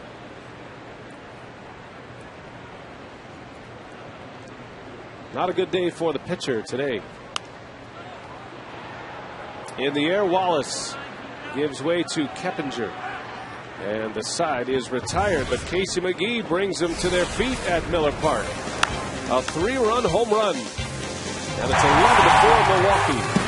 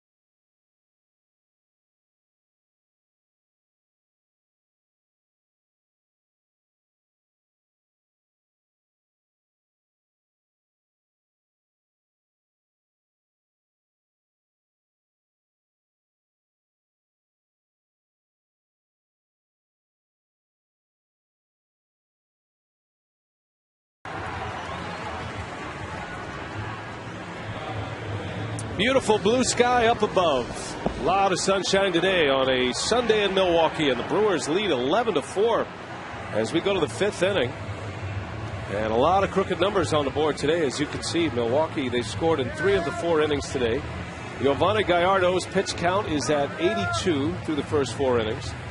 And he's back on the mound for the 5th. Hasn't been a great day for Gallardo, but he is in a winning position here as he works through the middle of this Astros order in the 5th. Jeff Keppinger leads off for Houston. I want to say hi to the Bowler family. John Bowler from Summerfest, our buddy from Summerfest. Good to see him. Carla and Roger Clement from the Clement Sausage Company. They're here for Italian Sausage Day, Bobblehead Day. Makes sense. They brought us some product in. Did you notice? Some sausages. Are these the edible kind here we're holding? Or no. No. Yeah, the number 3 racer, a giveaway today. The Italian. It's a good one. A bobble sausage. Bet on the Italian today in the race. Says here, the official sausage of the Milwaukee Brewers. You think number 3's got a chance, huh? Guaranteed win today. We have today, on Sundays, the sausage races finished with the little weenies. The cocktail weenies. So that always adds a little element of surprise to it, don't you think? You just hope that the little cocktail weenie Italian, the little one, goes the right way. We've had problems this year with the little weenies going the wrong way. Yeah, like Jimmy Pearsall running the wrong way. So 1 out here in the 5th inning as Keppinger is retired. And our AT&T trivia question: who holds the National League record for the most career leadoff home runs? And that would be Craig Biggio, 53 leadoff home runs, the Houston Astros. I was just making a guess. I didn't know that was the answer. Yeah, you see, you're allowed to do that. When I do that, everybody gets quiet in the truck. How about Hugh Jennings? You want to see a career? Go look up Hugh Jennings from the Wayback Machine in Major League Baseball. Back in the turn of the century. Yeah.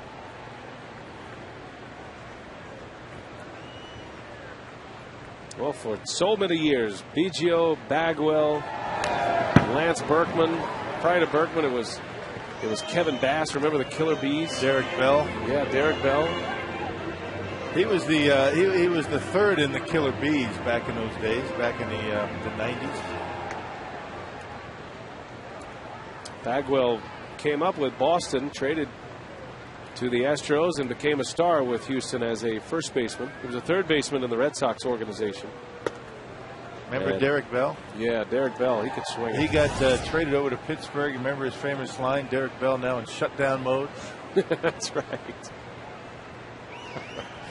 The things you remember, right? What an athlete he was. I mean, all the good years that he posted, but you remember him for a comment like that. He's right? in shutdown mode with the Pirates. Right. Never to be heard from again. In other words, you know, I'm disinterested and I'm done. Which is just the opposite of us here today.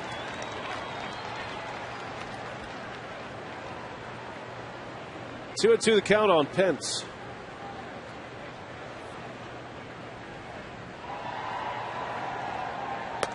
Got him. Pence goes up the ladder. Gallardo strikes him out with a high fastball. Yeah, that's the spot you can get Hunter Pence with 2 strikes. You will chase that high fastball, but it has to be up around the letters or higher. Pretty good at tomahawking pitches, belt to letters, but up there, tough for anybody to get a bat on. And Gallardo able to get the strikeout.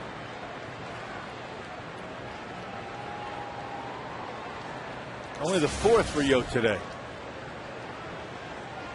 Carlos Lee for Houston.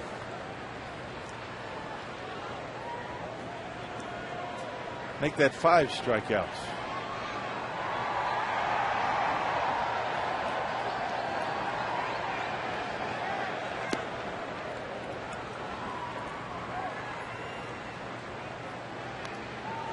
Lee drove in a run in the first. He's 1 for 2. 11-4 Brewers. 2 4-run innings and a 3-run homer in the 4th by McGee. Plenty of offense today for Gallardo, who does not have his A game on the mound. When you think about Gallardo and really going back to last year and all those games he pitched, those 1-0, 2-1 games, you never feel bad for Gallardo when he gets a lot of run support. If there's any guy who deserves it. Right. Seems like Gallardo matches up with the opponent's ace on most occasions, or a lot of occasions, especially early in the season. Hey, remember all the shutouts he was involved in on both sides. He'd throw a shutout. He gets shut out a number of times last year. And yeah, about time he gets some runs, but you know, in 2 starts, what's it, 30 runs, 29 runs?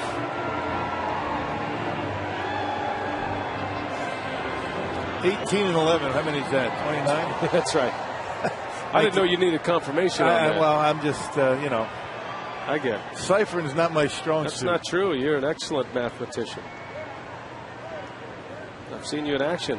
You get a lot of practice on the golf course, too. A lot of big numbers there. Yeah, got to add up. Got to put pencil to paper. I was thinking about getting you one of those clickers. Need an eraser. A clicker? Yeah, the clicker. You walk around, you attach it next to your phone on your belt. Now you're giving right folks, by your towel. You're giving folks the idea that I'm not a very good golfer. Nothing to say to that, do you? Golf's not for everyone, Rock. Speechless. Rock looks like a home plate umpire when he plays golf. You know, the umpire has the ball bag. He's got his clicker going. Rock's got a towel hanging off. He's got his phone working. I think the clicker might complete the ensemble. I'm reaching for a new ball even before I finish my swing. He's got a whole pocket full of golf balls. You mean 4 dozens too many for a round of golf? Say, that golf bag's very heavy when I start, but a lot lighter when I'm done. No question. That finishing kick is no problem. Clubs in the lake. A swing and a miss. The inning is over. Gallardo with his 6th strikeout and a scoreless 5th inning.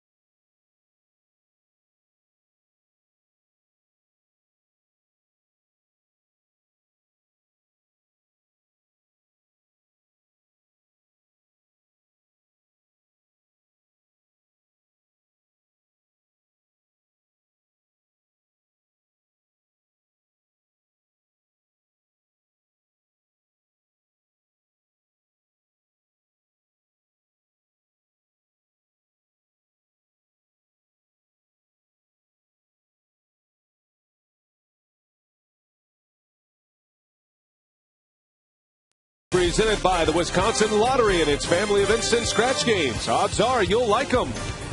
By Airtran. Go, there's nothing stopping you. And by GMC. We are professional grade. And today's Tower of the Game winner is Breezy Point Bar and Grill in Summit Lake. If they call the Brewers in the next 24 hours, 414-902-4572, they get 40 Miller Lite beer pen tickets to a Brewers home game. This offer courtesy of the Tavern League of Wisconsin and Miller Lite. Summit Lake, Wisconsin, just a little southeast of Rhinelander on Highway 45. Nice.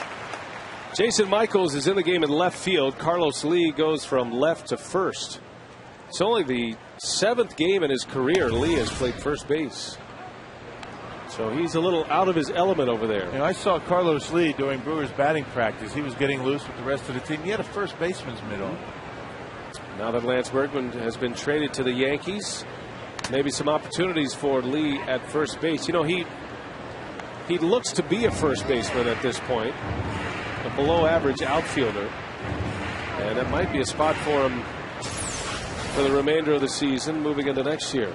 Maybe in double switch type situations. And it's been a long day back there for Jason Castro. Things haven't gone all that well for the pitching staff, and Castro wears a foul tip and a mask. Tim Burdack retires Giovanni Gallardo, the first out of this 5th inning. I don't believe that the Astros are thinking of moving Carlos Lee over there permanently. That's going to be a spot for Brent Wallace. It's his to lose. He's got to swing the bat. And if he's able to do that, he will be the first baseman in the future. Second left-hander used by the Astros here today, Tim Burdack, in appearance number 42.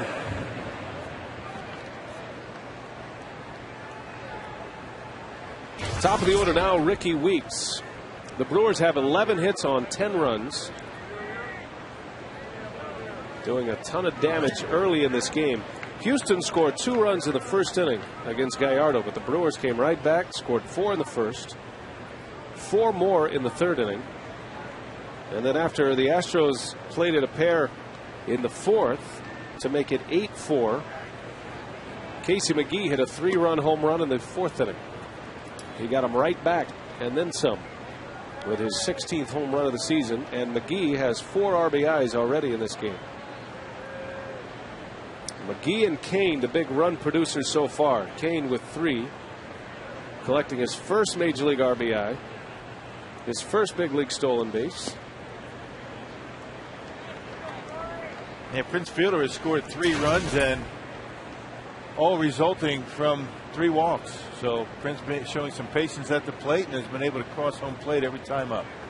The Brewers are trying to sweep the Astros as Weeks draws the walk. Yeah, return the favor that Houston put on him in Houston. Hey, come out to Miller Park as the Brewers host the Arizona Diamondbacks tomorrow through Thursday. Tickets are going fast, so call 414-902-4000 or go to brewers.com. And don't forget Tuesday, August 10th, the Brewers Community Foundation game.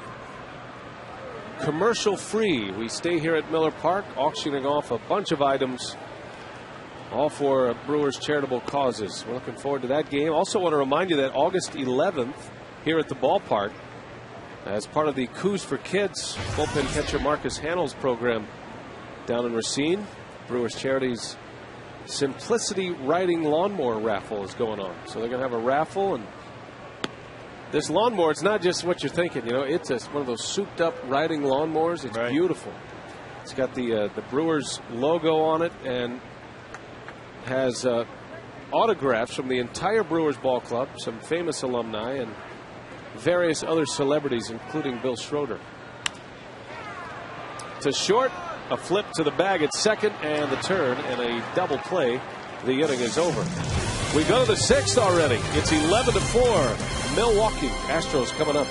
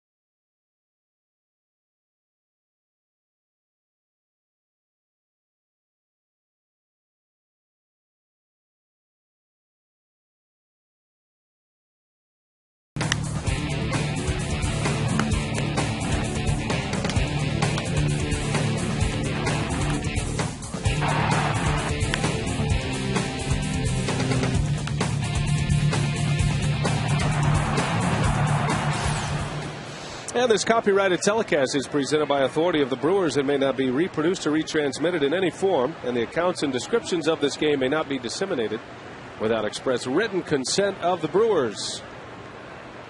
On a sunny Sunday in Milwaukee, most of the crowd in the shade now, at least 3/4 of the crowd enjoying a little shade in the seats. Joe Inglet is in right field. Corey Hart lifted from the game. Try to get an update on Hart. Not sure if it's an injury or if it's a playing time situation, but Hart bounced into a double play to end the 5th inning, and Inglet takes over in right. 11-4 Brewers. Gallardo back on the mound for the 6th inning.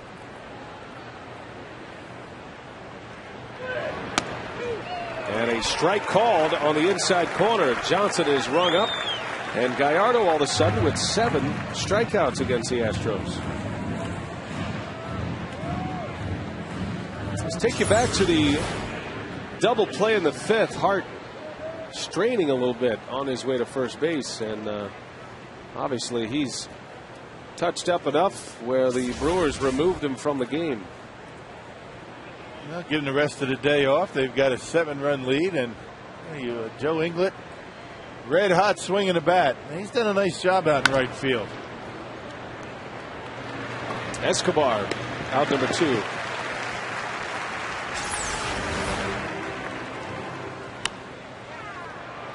Hart, you could see right out of the gates. Man, no telling what's bothering him, but apparently something's going on with him. Had to be taken out.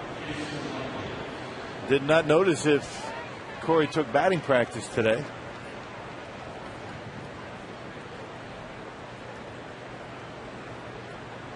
Jason Michaels, his first at bat. He came in defensively last inning.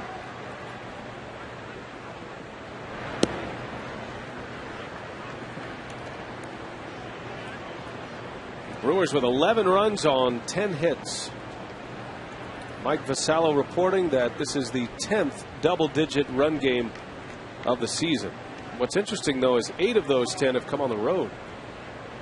So only the 2nd time here at Miller Park. I believe the other was against the Pirates.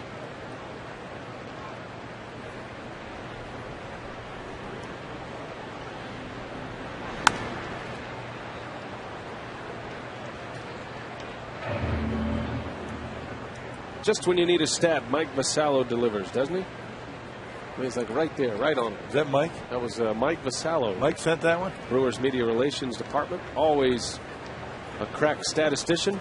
Usually doesn't even have to look things up. Just has them right at the tip of his tongue. And that's one guy, when you ask him a question about the Brewers, will never be able to say, I don't know. Nope.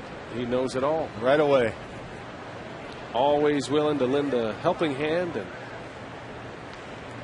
kind of falls in the job description of media relations. He relates to the media very well. And then when he does say, I don't know, you know he's kidding. Look at McGee picking up a hot one. How about that play from Casey McGee? Hits a home run and delivers with some leather here in the 6th inning. Outstanding play by McGee. That's why they call it the hot corner, McGee. A hot potato, and turning it into an out to end the inning.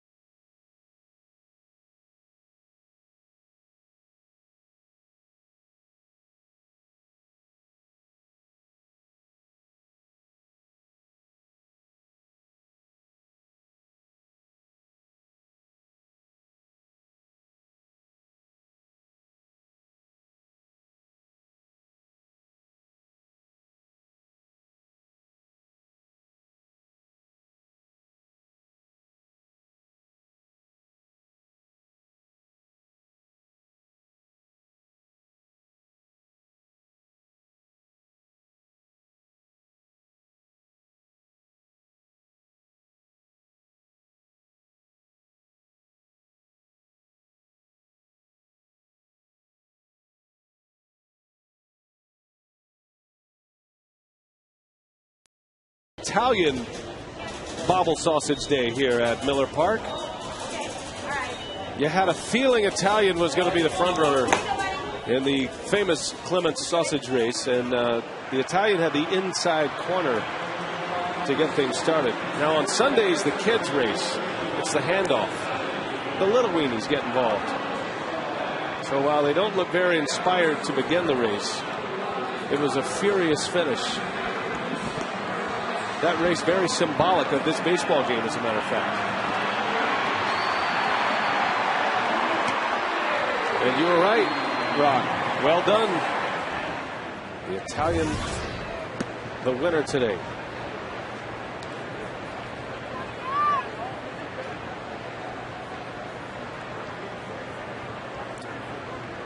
Prince Fielder at the plate, presented by Wendy's. 3 walks, 3 runs. Jeff Fulcino is in the pitch for Houston. In for Tim Burdick.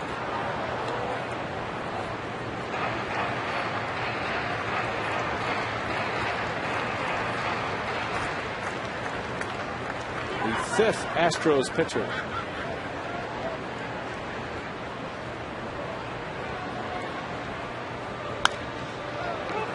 And a bouncer to Carlos Lee. Yeah, nicely done there.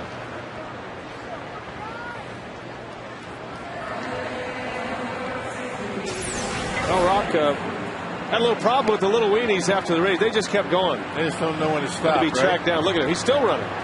The Italian. So a little corralling of the little weenies today, which well done. Is never a good sight. You got to run through the finish line. Just kept going. They took that to a different level. I wonder if they just would have let him run, how far he would have made it.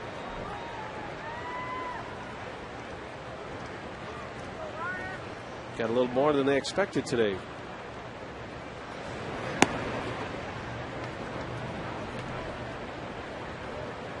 You got a Clements brat headed to your grill today after the game? I have a Clements Italian headed to my grill today. Keeping with the theme, I guess. Yeah. Did Roger Clements bring us any goodies today? Yes, he did. It's funny because I didn't see any. Braun into right, and Pence will make the catch for the out. So here we go. Look, you got all this activity going on, and the big sausages, they're done. They know they're done, and then the little guys, though, look at him.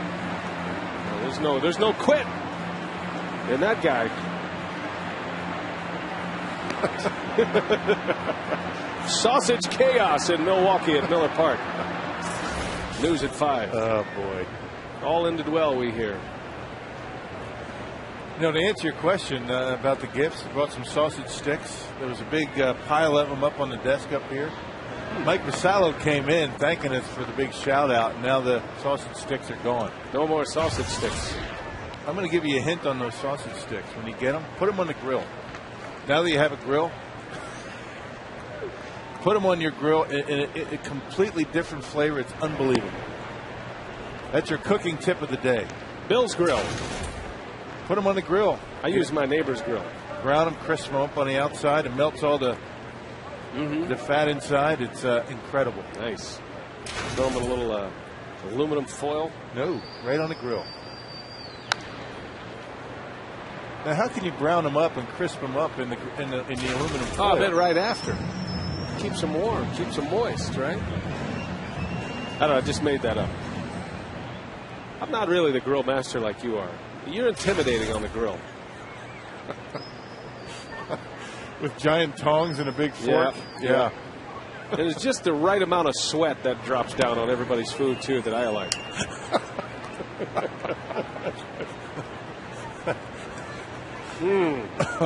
Signature Bill Schroeder. Now, why do you say that?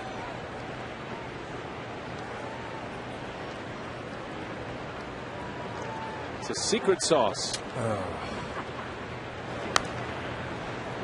39,339 here at the ballpark today.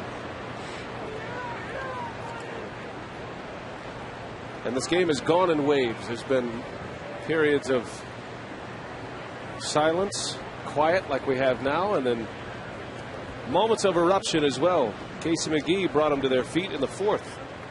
hit a 3-run home run. McGee now with 68 runs batted in. Answering a great rookie season with a stellar second year as well. Good for Casey. Many wondered he was going to be able to match those numbers. And now he looks to be an established big league run producer at this point. Tough to do it that second year when pitchers start to make the big adjustments on you. As McGee strikes out, the inning is over. Through 6 at Miller Park. Sausage chaos here. Everybody's going to be okay, though. We head to the 7th.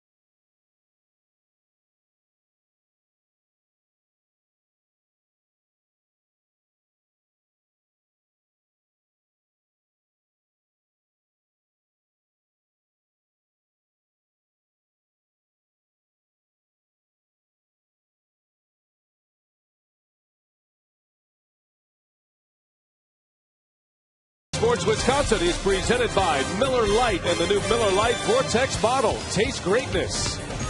And by Toyota. Thank you for standing by us. For more information, visit buyatoyota.com.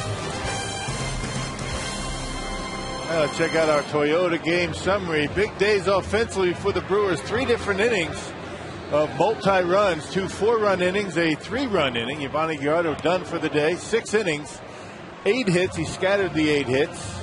1 walk, 7 strikeouts. Case McGee, 2 for 4, 4 RBIs. And Ryan Braun continues his hot hitting with a 2 for 3 day. And our Miller Lite What's on Tap coming up. The Diamondbacks, they'll be here tomorrow. They play the Padres today. And a 6:30 airtime. The charity game is Tuesday. We'll have the big auction, the commercial-free game Tuesday against Arizona. Wednesday again at 6:30 on Fox Sports Wisconsin. No television Thursday for the finale. You can catch that one on Brewers Radio. Bob Uecker and Corey Provis. Speaking of Brewers Radio, good to have Davey Nelson back after a stint out of the bullpen on the Brewers Radio Network. Davey back on TV, and he'll be with Craig Cashon after the game for Brewers Live postgame. LaTroy Hawkins in the pitch. Gallardo goes 6. He's in line for his 11th win. Gallardo gives up 4 runs in those 6 innings and finished with a flurry of strikeouts. And 3 strikeouts the last 2 innings to give him 7 for the game. Hawkins, the former Astro, still trying to work himself back into game readiness. Yeah, still looking for that big velocity with the fastball. 4th appearance since coming off that 60-day DL with shoulder fatigue.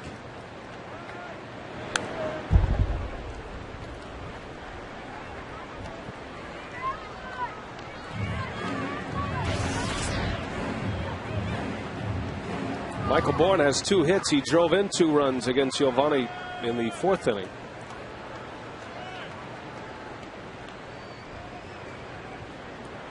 (11-4) Crew. 3 big innings here today. Escobar gloves and fires in time to get Bourne.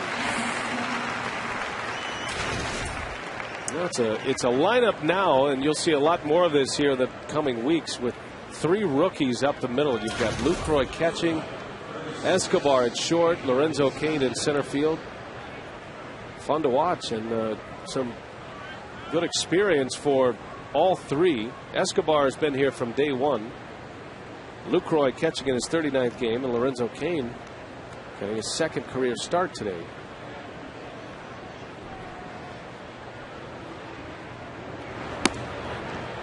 Hey, love the job that Jonathan Lucroy has done behind home plate. Not so much what he's done physically behind home plate.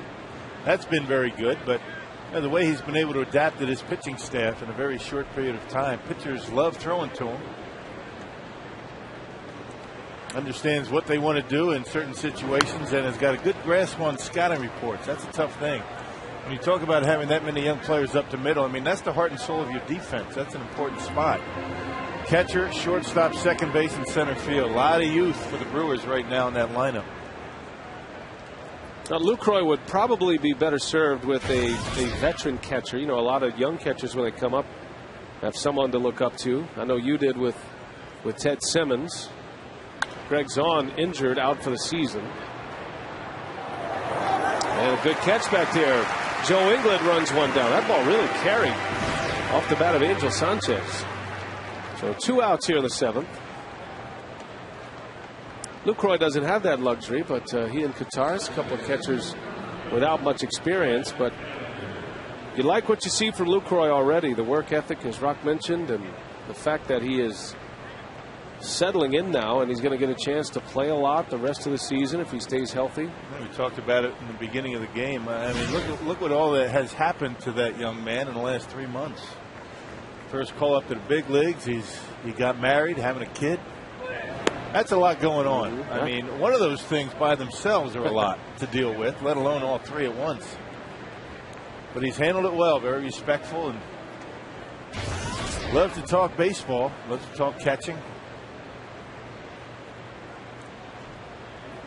Keppinger with 2 outs.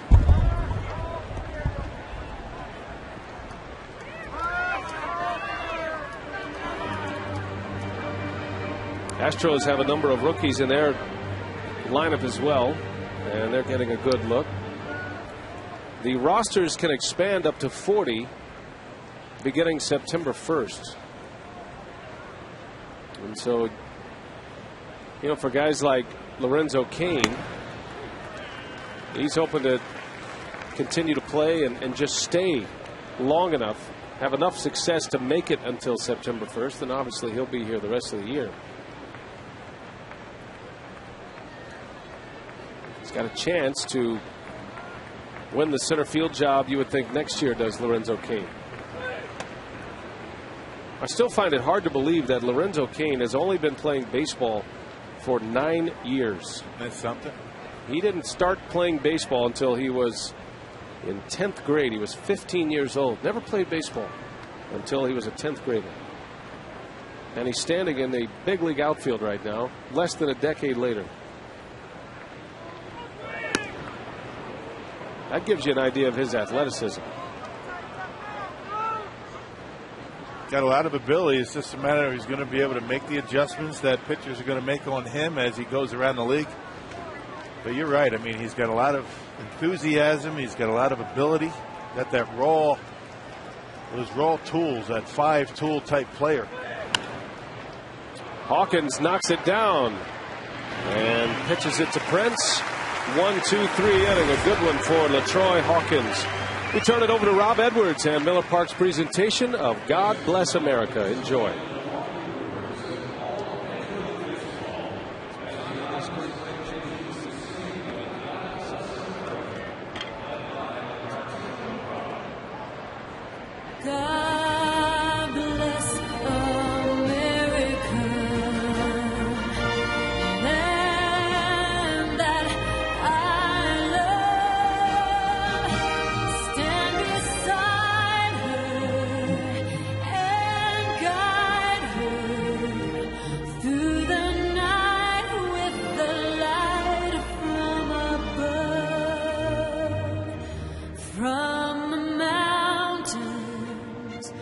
To the prairie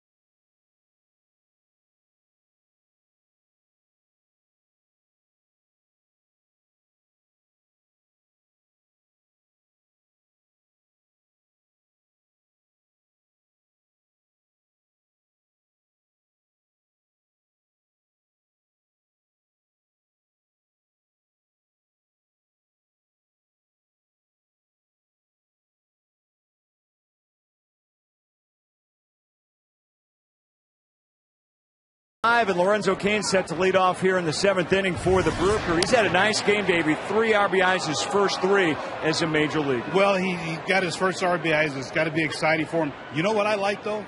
I like when he stole third base. That was awesome. Davey Jr., huh? Yeah, that's right. But that's one of the things that he can bring to you with his good speed. And he can swing the bat pretty good, too. So. All right, well, we're looking forward to great things from Lorenzo Cain. Davey and I getting ready for the post-game show. Brewers cruising along here. That's good news. Telly will have post-game interviews in the clubhouse coming up in just a bit, and also the on-field instructional. We're going to the outfield with Rock and getting set for some various positions, aren't we? Yeah, we are. Maybe doing some outfield stuff. But, Casey McGee made a nice play at third base, so we're going to show you how to get prepared to try to get in position to make that play. Davey's anxious, Rock. Rock's speechless up here. Well, so am I. I'm not sure what we're doing, though. Well, what will your role be in the I instructional don't know. today? I mean, we're talking about positioning in the outfield, those types of things. Yes. I don't know anything about that. I will moderate Davey Nelson's instruction. Looks like Davey's in charge today. Looks like it. First day back from the radio. He's, in the different medium now with live pictures. Right. And I think he's taken it with a lot of enthusiasm here, and he's got a big plan. Yeah, back on TV, you can't make things up. Yeah.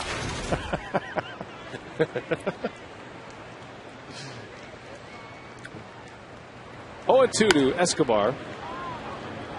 Davey was talking about Lorenzo Cain and his ability to steal bases. And, of course, that is right up Davey Nelson's alley. He loves the running game. The Brewers don't do a lot of running. It'll be interesting to see how much Cain will be allowed to run.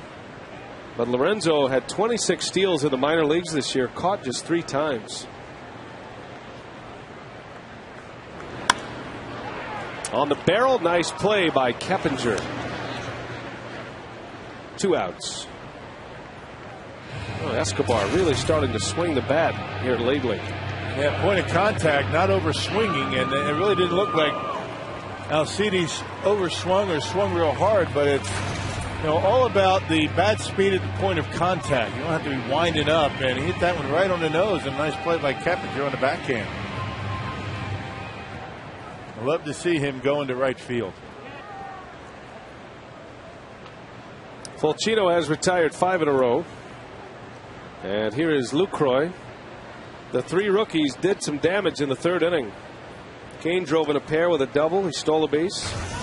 Escobar had an RBI single, and then Lucroy an RBI double. He hit one off the wall. He had left center, almost went out of here.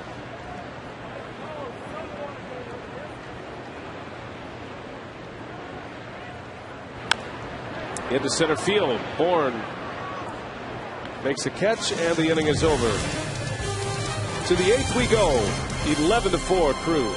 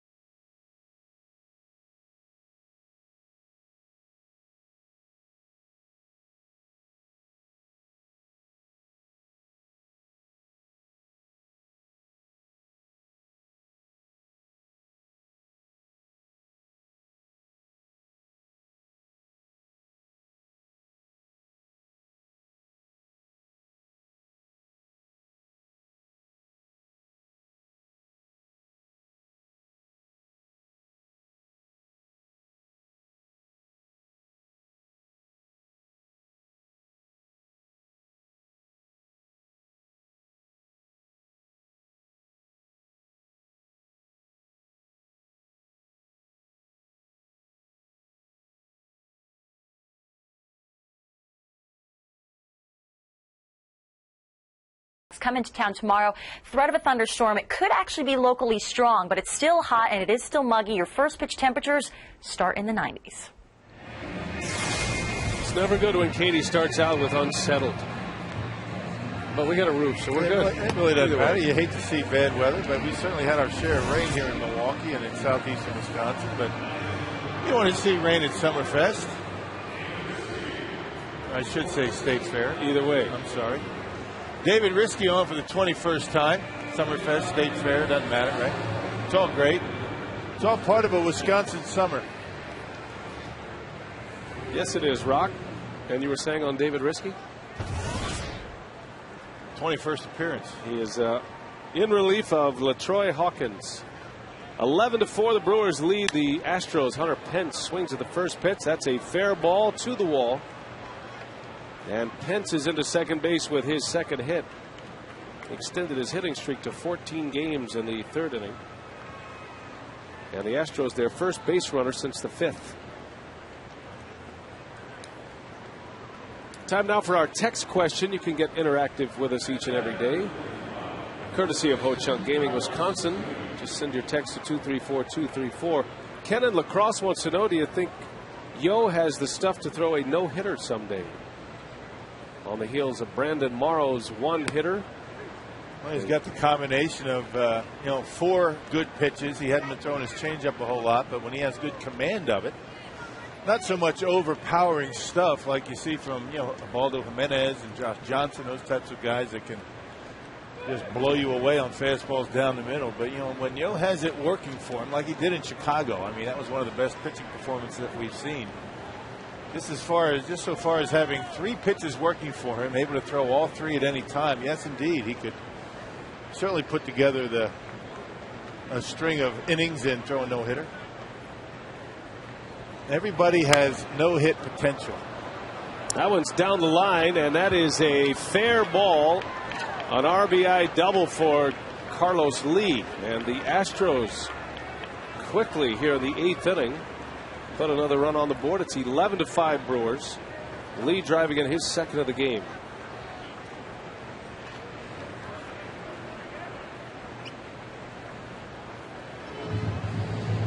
And David Risky throwing in the upper 80s with the fastball. That looked more like a splitter that Carlos Lee able to wait back on. See the rotation of it. Splitter upstairs never ends well when you leave it up in that location, and Carlos Lee able to rip it down the left field line.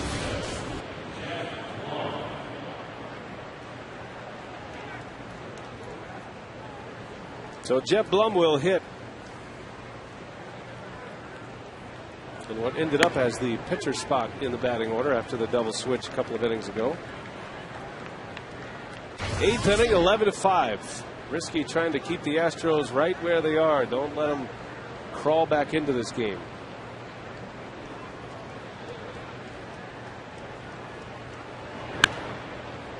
Into left, long run for Braun. That's slicing away from him, and he slides and can't get it. And nice effort by Brawny. Wow. Foul ball for Blum. Well, ball just kept slicing further and further away from Braun. Braun playing a little bit over toward the gap, figuring that Blum would pull the baseball, not really covering the line, and he got pretty close. A nice effort with the Brewers up 6 runs.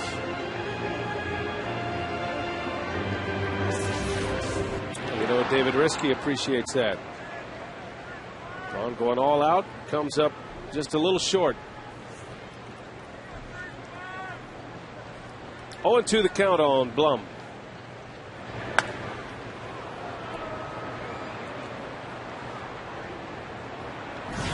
Giovanni Gallardo started this game with 6 innings, 4 runs. His ERA goes to 2.86 after his 4 runs allowed today. And that earned run average will keep him in the top 10. Right now, Gallardo is 8th in the league in ERA, which is right where he started. Just ahead of Chris Carpenter and right behind Ubaldo Jimenez. Josh Johnson is the league leader still in earned run average, 1.97. And then Adam Wainwright, coming off his 16th win, dropped his ERA to 2.07. Got Johnson and Wainwright, Roy Halladay, Tim Hudson is on that list. He had another gem yesterday.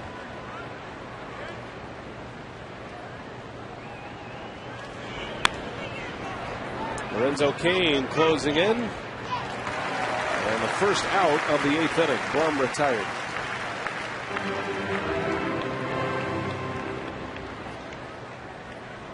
John Axford in the bullpen. Likely to pitch in the 9th. Ken Maga not taking any chances, having Axford get up here in the 8th inning with a 6-run lead. Any more problems from David Riskin, you might see Axford in this inning.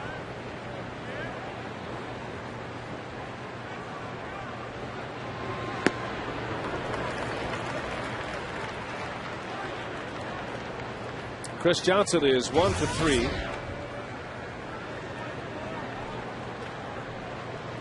Certainly a player to keep an eye on the rest of the year, Johnson. 5 home runs, 29 RBIs, a .355 batting average in 4 games. England's got a long way to go. He's got it for the out. Tagging is Lee, and he'll make it to third without a throw. Second out of the inning. 2 gone, runner at third for Jason Castro.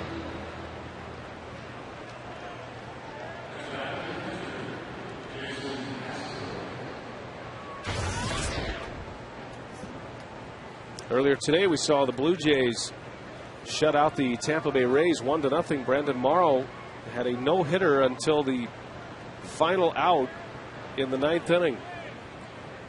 Couldn't get that 27th out. Evan Longoria broke it up with a base hit. But Morrow did get the shutout. That will fall in foul territory. So all of a sudden, the Tampa Bay Rays have dropped 5 straight, their longest losing streak of the year. Started the day a game and a half behind the Yankees. New York plays Boston tonight. Beckett against Mosley tonight.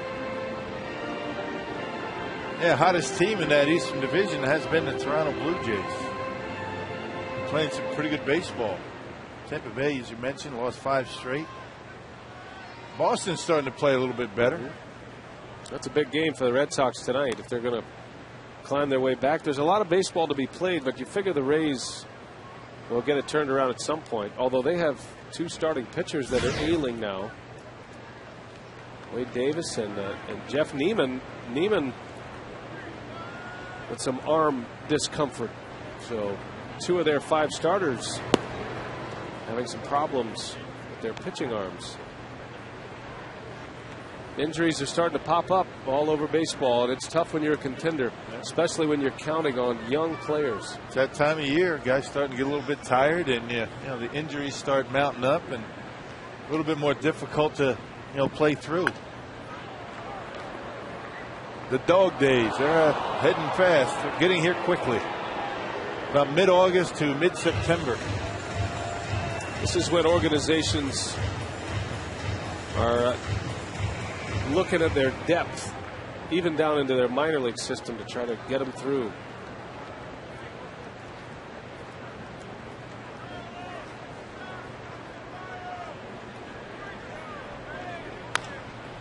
Well, the Brewers know that story all too well. In 2008, the trade was made prior to the All-Star break for CC Sabathia, and you just had this vision of where the Brewers could go with CC Sabathia, Ben Sheets, and a returning Giovanni Gallardo, who was coming back from knee surgery that year. Gallardo did make it back. Ben Sheets got hurt, though, toward the end of the year. And those 3 never pitched together in the same run through the starting rotation. Man, it's a shame for Ben Sheets. That was a rough year for him, and wasn't able to really take the ball when he wanted to. All the years with Milwaukee, you get that one playoff run, and he's not able to partake in it. Sheets on the disabled list again with the Oakland A's. Going to require surgery, that flexor tendon. In the air to center, Cain on the run at the track. He's got it. Good play, Lorenzo Cain.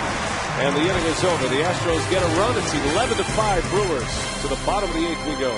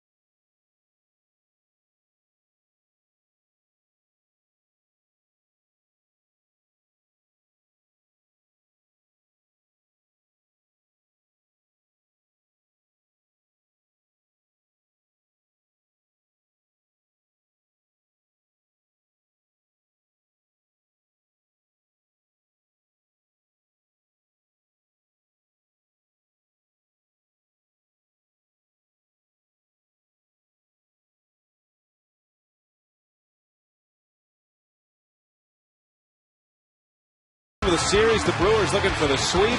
A big hit early by Ryan Braun. He drove it a pair in the first inning. After the Astros scored twice in their half of the first, Brewers got 4 in the first, 4 more runs in the third. Casey McGee had an RBI double in that first inning as well. And then later in the game, McGee with a 3-run homer. Lorenzo Cain has driven in 3 today. His first Major League RBI. That came in the third inning, or his first came in the first inning, and then he drove 2 more in the third. The Jeep game reset in front of nearly 40,000 at Miller Park today on a beautiful Sunday. New pitcher Rockies, Wilton Lopez. Hey, good live arm with a very good changeup. Lopez also has a slider. 46 appearances for Lopez and a 345 run average. This kid has been impressive from what we've seen of him with Milwaukee. So Jim Edmonds will pinch hit. The Brewers' pinch hitting core leads the National League in batting average and on-base percentage. A .296 batting average from Brewer pinch hitters, a .379 on-base percentage.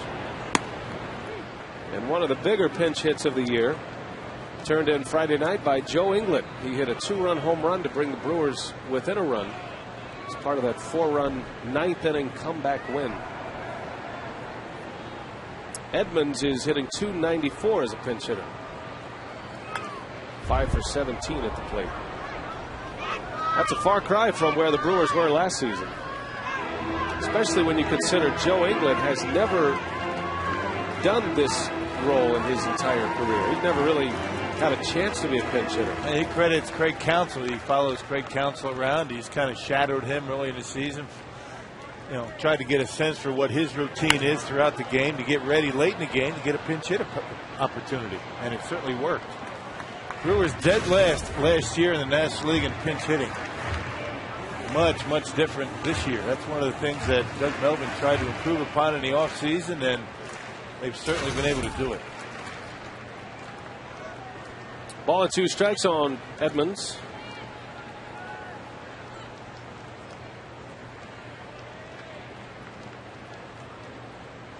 Astros are headed home while the Brewers welcome in the Diamondbacks tomorrow.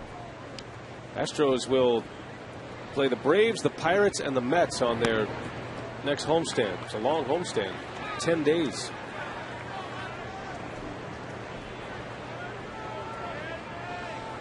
Yeah, home for 10 games and then on the road for 10 games. The Brewers do not have any long road trips left. They did all of those trips in the first half. Astros still have 2 10-game road trips remaining. Well, I guess if you're going to have long trips, you do it early when you feel good, you feel strong. Last thing you want to do in August and September is be gone for a week and a half. Those things wear you down.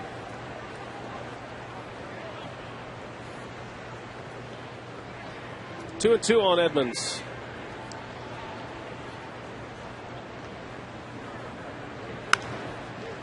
Spoils another one. Well, the Brewers have the Diamondbacks for 4.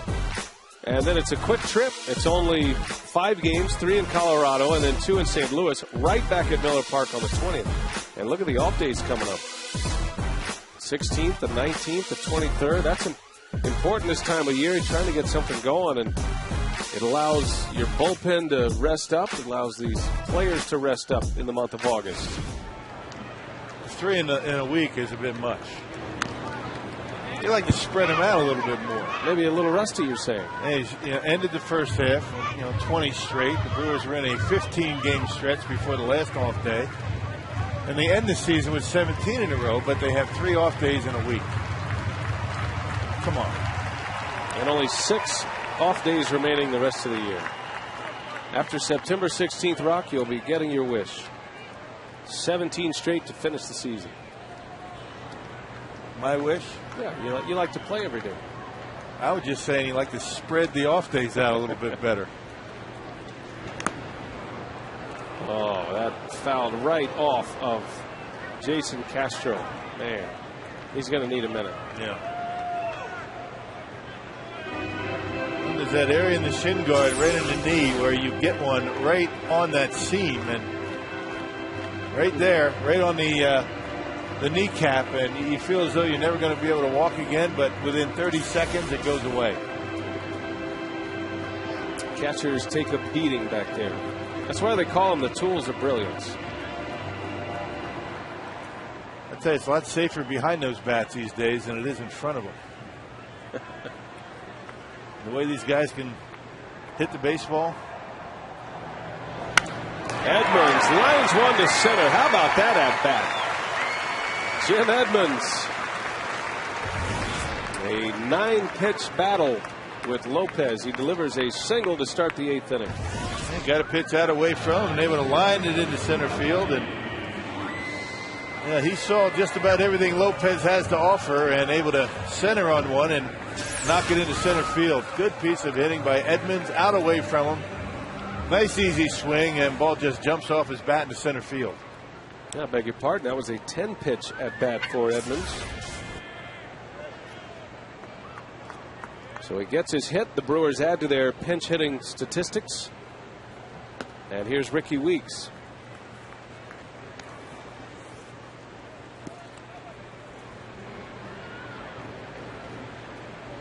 The Reds are all over the Cubs, 11-3 at Wrigley Field in Chicago. Boy, Cincinnati went to Wrigley and just put a hurting on the Cubs. Cubs are fading fast. They have been in a miserable stretch. Reds trying to sweep Chicago. Joey Votto has hit his 28th home run of the year. Votto turning into a strong candidate for National League Most Valuable Player if he continues on this pace.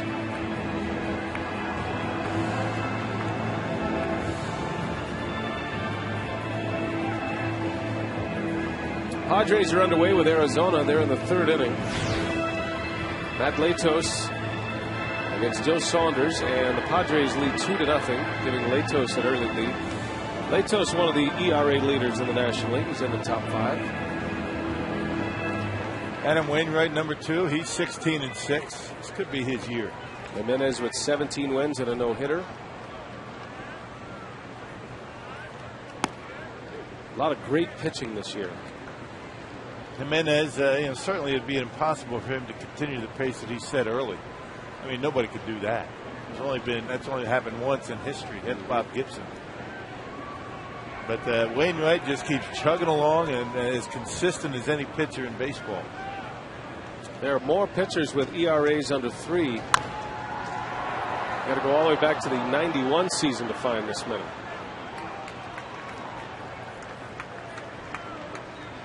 Only one in the National League under 2. That's Josh Johnson. It's amazing you could get to this point of the year and still have an ERA under 2. You're the pitcher, right?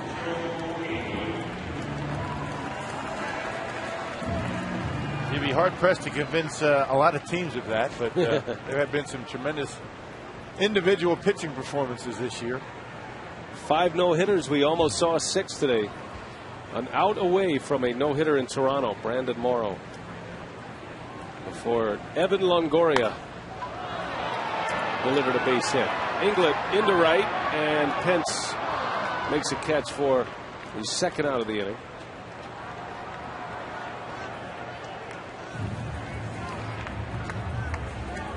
Our U.S. Cellular text to vote question today. Who is the most, or what is the most intriguing National League division race? You can text your answer to 234-234. W for East, X for Central, Y for West. We'll give you the final results in our Brewers Live postgame show.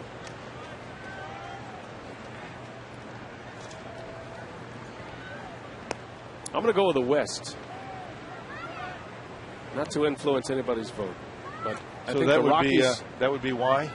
That would be Y, not W. Right. That would be Y. You're not asking why. You're just stating that's the letter, the corresponding letter. Both. I think the Rockies are going to play their way back in. I think most people thought that the Dodgers and Colorado would be the odds-on favorite to win that division. Neither one of them right now are at the top. San Diego, San Francisco, both with tremendous pitching. And both have added some bats. San Francisco by bringing up Posey and having him play every day. And San Diego's starting to score some runs. They don't need many runs, San Diego Padres, but. There's a base hit by Fielder. On base for the 4th time today, Fielder. 3 walks and a single. Keeps the inning alive for Ryan Braun. I think the wild card race is going to be a tight one, too. Yeah, I think Cincinnati has been the surprise team along with San Diego this year. Yeah, for sure. I don't think anybody thought that Cincinnati was going to be able to hang in there this long. They're a game and a half lead over St. Louis. The Reds have plenty of pitching. They've gotten big lifts from 2 rookies, Mike Leake, Travis Wood. And the Reds close to a sweep of the Cubs. Cardinals play a little bit later. That game is delayed by rain. Cardinals and the Marlins. Hard to believe it's raining in Miami. They'll have a stadium with a retractable roof in 2012 in Miami. Yeah, no team needs a roof more than the Florida Marlins. Rains every day there. The Brewers were in Florida, in Miami, for a 4-game series, and it rained 3 times. But only 1 delay.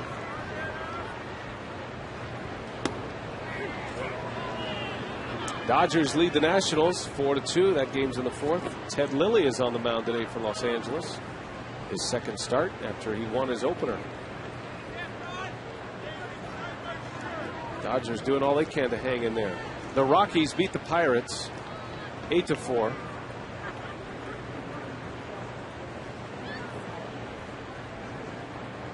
Carlos Gonzalez hit another home run today. Number 25. Speaking of leadoff hitters with some power. Although Gonzalez kind of bounced around the lineup, I think, this year. What a player he looks like he's going to be. He leads the league in hitting. 321. How many RBIs does he have? Is he on the list? He missed a little time earlier this year. Yep, 74. He's just behind Corey Hart. So he's got a chance at a Triple Crown. He's 6th in the National League in RBIs. But Ryan Howard is hurt. Injured ankle, the league leader.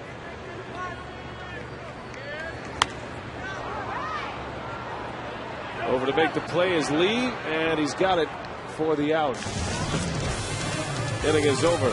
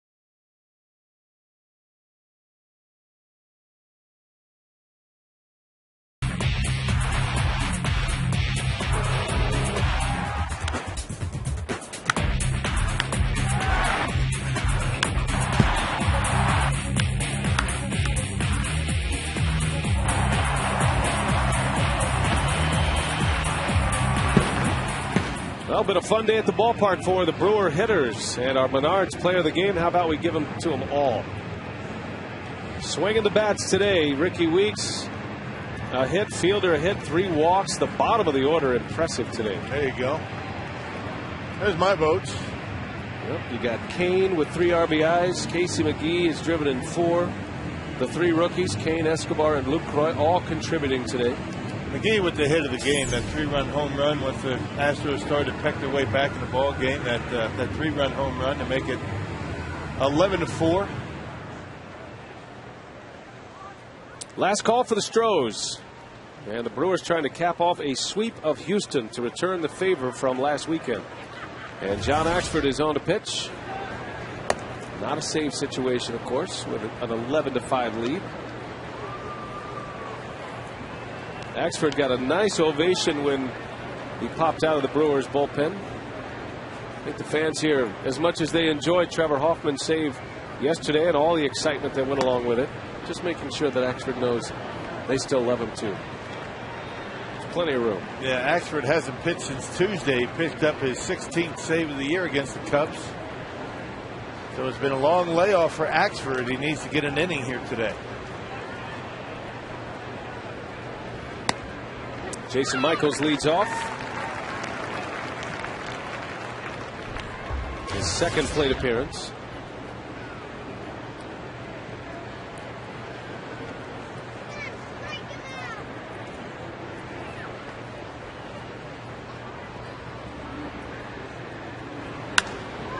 Oh, look at Casey McGee. What a day defensively he's had. He's not just done it with his bat. He has shown some great glove work today, and another outstanding play for the first out. And he's robbed Jason Michaels twice, back-to-back at bats. He's hit the ball right on the nose, and I think you better try somebody else. Casey McGee's robbed him a couple of times. Well, it was a stated goal for McGee. He wanted to show Brewers fans he was a good fielder after a rough year last year and those hobbled knees. Well, McGee putting on a clinic at third base today. He's been busy this afternoon. 2 outs away from sending Gallardo to the winner's circle, his 11th win of the season. Michael Bourne down the left field line. That's a fair ball. It goes to the wall. And Bourne content with a double here in the 9th.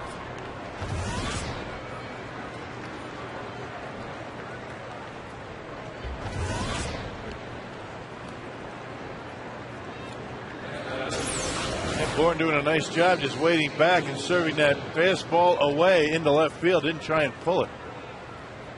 It's kind of at bats the Astros would like to see a little bit more of from Michael Bourne. Not trying to pull the baseball and able to tuck one inside that left field line.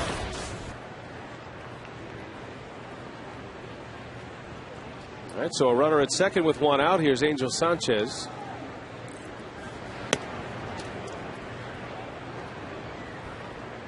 If you're wondering, Gallardo's career high for wins came last year, 13.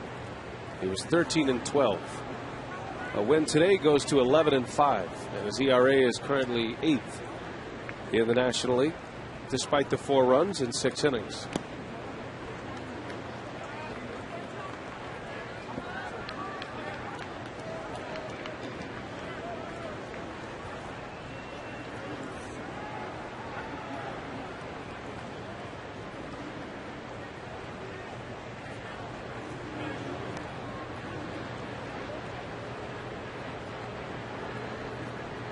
Sanchez, the Astros shortstop, had a hit in the first inning. It was a shaky start. Astros scored 2 runs. First 3 batters with hits. Sanchez rolls to Weeks and out number 2.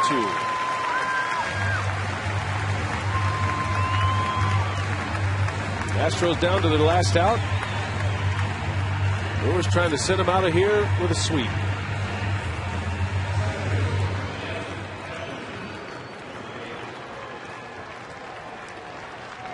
Got some appointment viewing for you after the game today, Rob. You head home if you're in the mood. Put on the golf tournament. Our buddy Ryan Palmer has a chance and a PGA Tour victory. Remember, he was in the booth? That's right, here at Miller Park, right? Yeah, he's making a run at another PGA Tour win. Wasn't he working on your grip at one point? No, he gave up. Bill Schroeder's gotten a quick fix lesson in the booth from a PGA Tour winner. Hasn't helped a bit.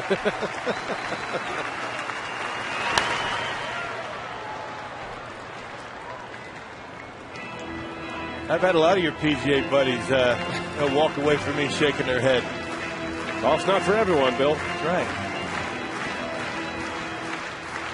The tournament out at Firestone in Akron. That's Joe Inglett's home course in Akron, Ohio. Ball and a strike. Keppinger, the last hope for the Astros. And a base hit and an RBI. So he keeps it going. Even the Astros down big, just chip away. That's what was so impressive about Houston in Houston last weekend. A tough group to strike out. They really are. They put good at bats together. They don't walk much. They don't strike out. They put the ball in play. So here's Hunter Pence with 2 hits today. Jeff Bagwell has made an impact with this Astros club. I think the message is probably the same, but Bagwell is obviously delivering it and has a different set of personnel to deliver that message to as well, which makes an impact. Every hitter's different. You can't send the same message the same way to every hitter. There's certain buzzwords that every hitter has to remind themselves, and Jeff Bagwell has to know each and every one of his hitters and what it takes for them to be consistent.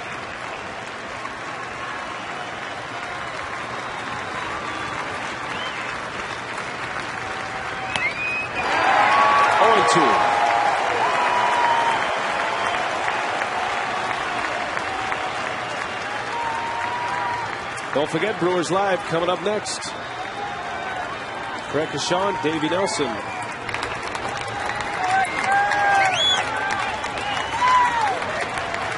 0-2 the count on Pence. Got him. Axford strikes him out, and this one ends with an exclamation point. The Brewers sweep the Astros.